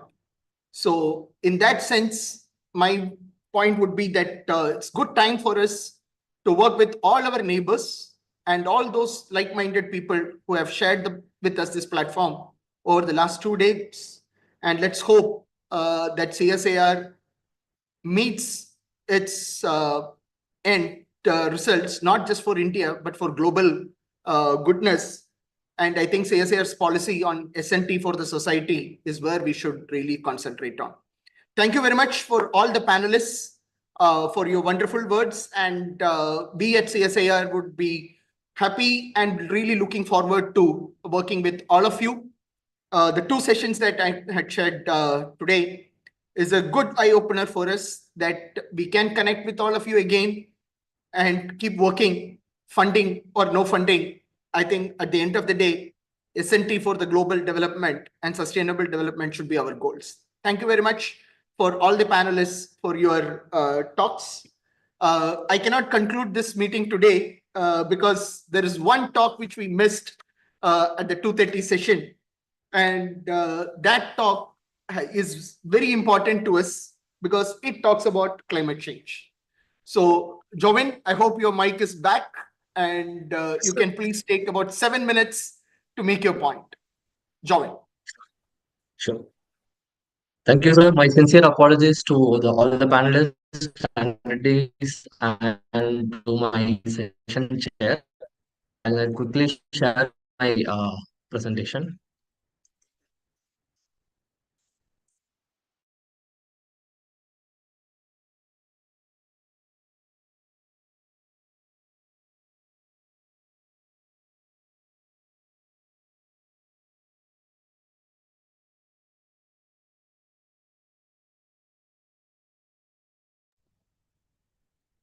Jovin, are you there? You seem to be muted.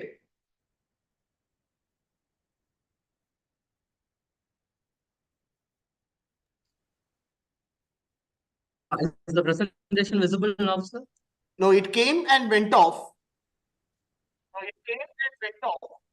Yeah, 1 second, just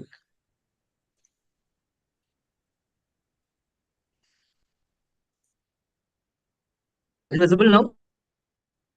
Not yet. I think you are on a very slow connection.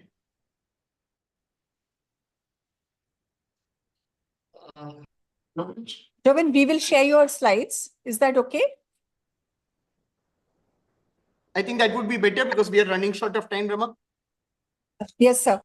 Jovan, we are sharing the slides. Please unshare.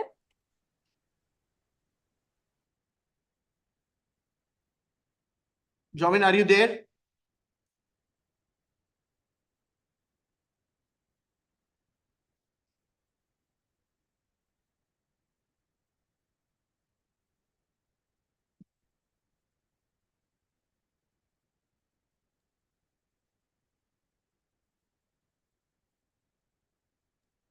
Jovan, we have shared your slides. But I think we have lost him, Rama. I do Yes, see yes, him, but I do see his name, but You are audible. You can not audible right. So we're just speaking with him. okay.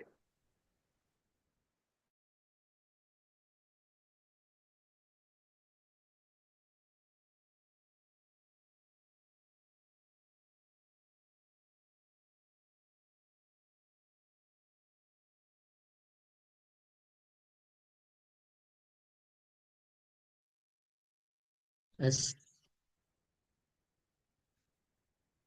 Am I audible?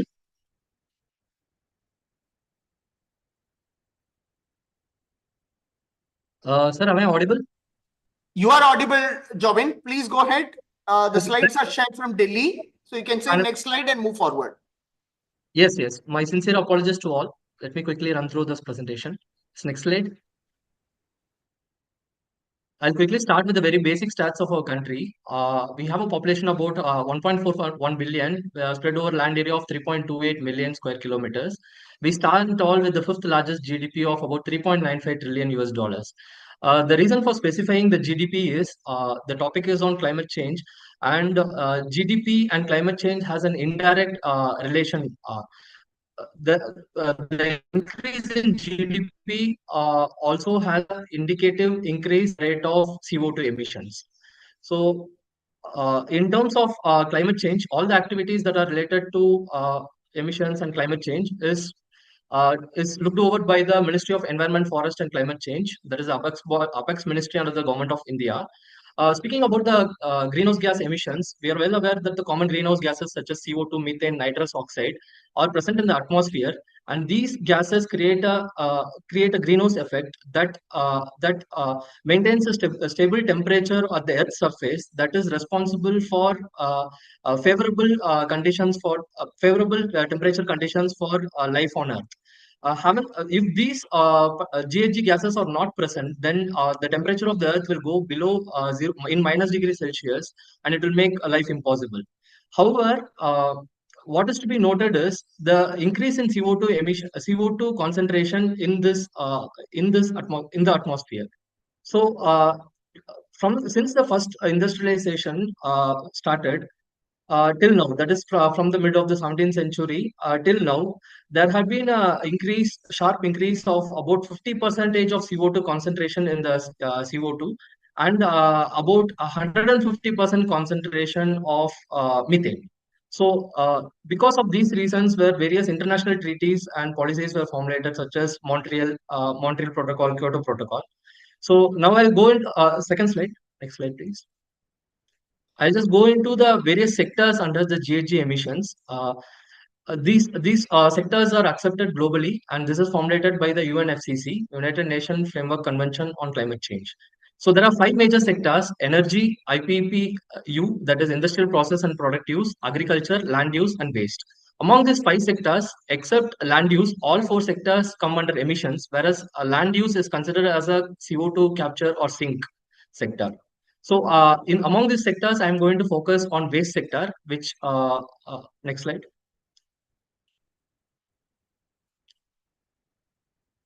So, giving an overview that India has the lowest per capita emissions among all the G20 nations, that is about 1.9 tons of CO2 per year. India stands behind USA and China in global GHG emissions. from the beginning of first industrialization till now, India has contributed to about only 3% of the total CO2 emissions. And the total GHG emission as of 2019 is about 3.13 million gigagrams in terms of CO2 equivalent. Among this total emissions, 2.34% is contributed by the waste sector. Next slide. So the key sectors under key subsectors under waste are municipal solid waste, domestic wastewater, and industrial wastewater. Next slide. Next slide. Next, yeah. So I'll just directly go to the CSIR's role in terms of greenhouse gas emissions and in waste sector. So during the early 2000, India has the Ministry of Environment, Forest and Climate Change has created a national communication project for communicating the greenhouse gas emissions by due to anthropogenic activities to UNFCCC. So for that activity, since 2004 till date, about 6 report has been officially communicated, or it could be said as published. That is called as the first national communication report, second national communication report, biennial update report 1, 2, 3, and the third national communication report that was last submitted in 2023 for the base year 2019. So for all these 6 reports, for all major for the waste sector, the inventory was carried out by CSIR NERI. In addition to that, for the other sectors such as fuel, energy, mining, this inventory was carried out by the other CSIR laboratories such as SIMFER and IIP Dehradun. Next slide. So for the development of GHG gas inventory, India has come a long way from 2004 to till date. So CSIR started these studies with basically UNFCCC gives 3 frameworks, 3 kind of tiers: tier 1, tier 2, tier 3. Tier 1 is a very basic report and basic method, and tier 2 is an intermediate method, and tier 3 is a most complex and data demanding method. So these studies were started with initially with tier 1, and in the recent reports were based on tier 2, and presently CSIR is working on the next BTR, that is the transparency report, and the next BUR, for which it is based on tier 2, between tier 2 and tier 3. Next. Next slide, please. Yeah, so based for these kind of emissions, the government of India has already framed several rules, regulations, and policies for mitigating the GHG emissions and to mitigate the GHG emissions. In terms of solid waste management rules were published in 2016, followed by the National Resource Efficiency Policy of 2019. So this policy speaks about the minimum utilization of raw materials, waste minimization, and other similar aspects, followed by the Atal Mission for Rejuvenation and Urban Transformation, AMRUT, which focuses on developing infrastructure for water network and sewerage lines, followed by Swachh Bharat Mission, which focuses on the municipal solid waste management.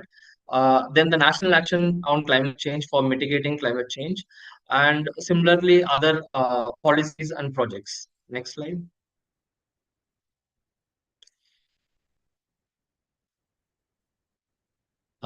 Yeah. So CSIR, based on these policies, the government, the various state governments and the urban local bodies carry out numerous activities to reduce their waste and municipal in terms of their management of their municipal solid waste and the wastewater. Whereas in yesterday's session, my colleague Dr. Girish Popali has extensively spoken on the wastewater sector. So I am here focusing only on the municipal solid waste.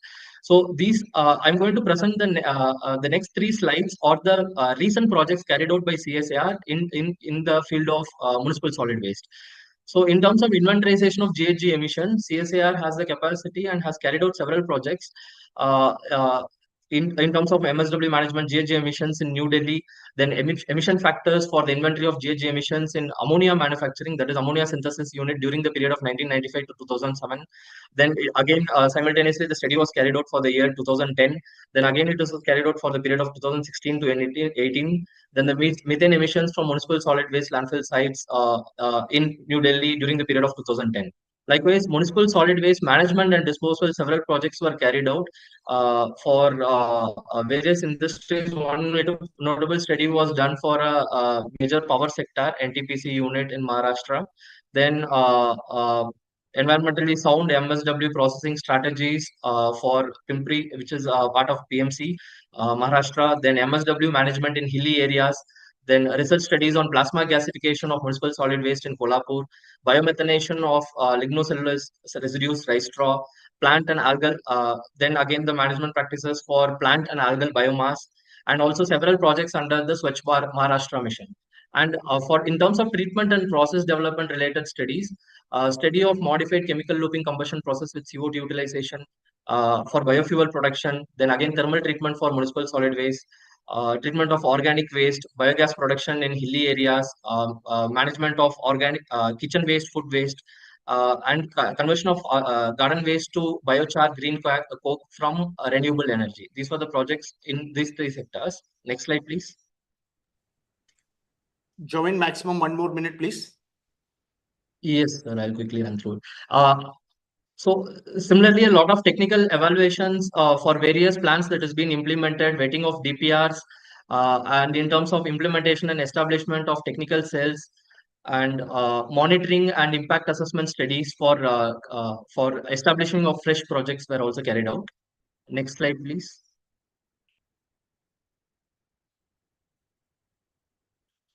Similarly, a lot of studies were carried out in terms of quantification, categorization, and characterization studies for municipal solid waste across the country. Then technical audit and feasibility studies were carried out. And next slide. So very recently, CSIR NIRI has also started working in AI and ML based studies for developing drone related technologies for monitoring of this landfill emissions and sampling the non-accessible locations in municipal solid waste waste sites and dump yards. Next slide.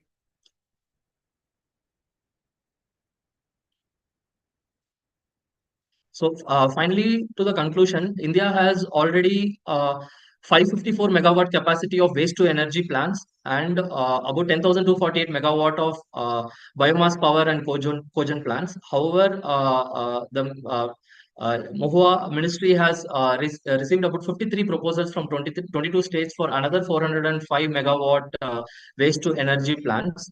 And in terms of wastewater, the installed capacity in the country is 31,841 MLD, and about 1,469 STPs are in operation. Another 162 proposals are underway. Next slide.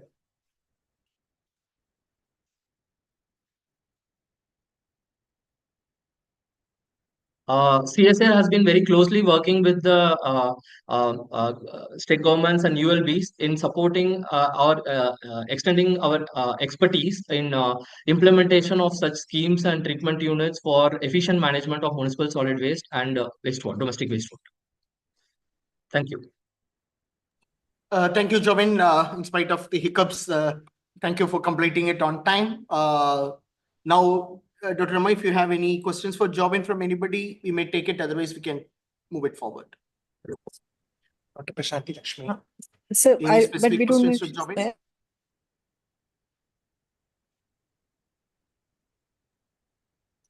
So there's no question for Jovin yet. Okay. But there was a question for Dr. Prasanti, but I'm not sure if she's on the meeting.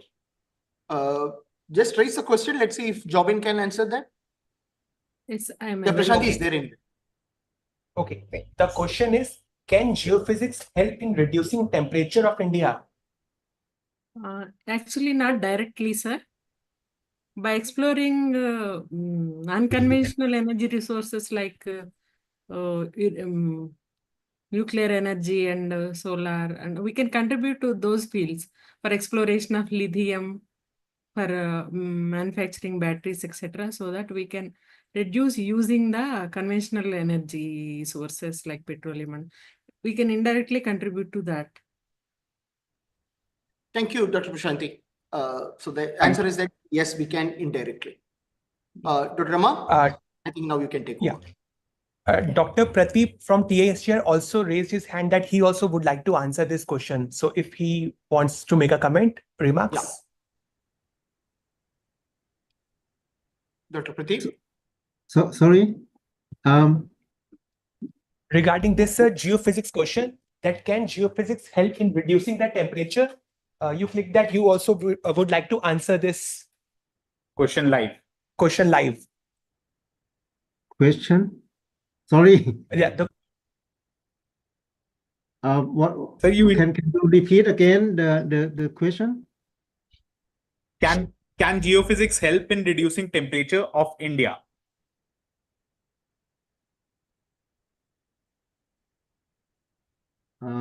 So sorry, I don't quite understand. Fine. No problem, sir. Already we have an answer, so let's go forward. Thank you very much. Dr. Rama. Thank you so much, sir. I think with this, we have come to the close of these remarkable 2-day sessions. I'll take a moment to reflect on the incredibly insightful discussion that we have had over the last 2 days. We have delved deeply into some technological contributions of CSIR to sustainable development that encompassed 5 topics: affordable healthcare, food and agriculture, environment and waste management, sustainable infrastructure, and climate change. In addition, the event witnessed thought-provoking and dynamic discussions on strengthening South-South cooperation for sustainable development, contributing to a broader understanding of diverse needs of international collaboration and ways to strengthen it. We have heard from the notable speakers and subject experts whose expertise has sparked meaningful conversations and has undoubtedly inspired us to think differently. This event would not have been possible without our distinguished speakers and our participants indeed. On this note, I would request my colleague and coordinator of the event from CSIR, Dr. Yatendra Satija, to kindly deliver the vote of thanks and express our deep gratitude. Thank you, ma'am. On behalf of the Council of Scientific and Industrial Research, I thank you all for joining our event. We hope that the interactions and deliberations in this event would have been insightful and useful.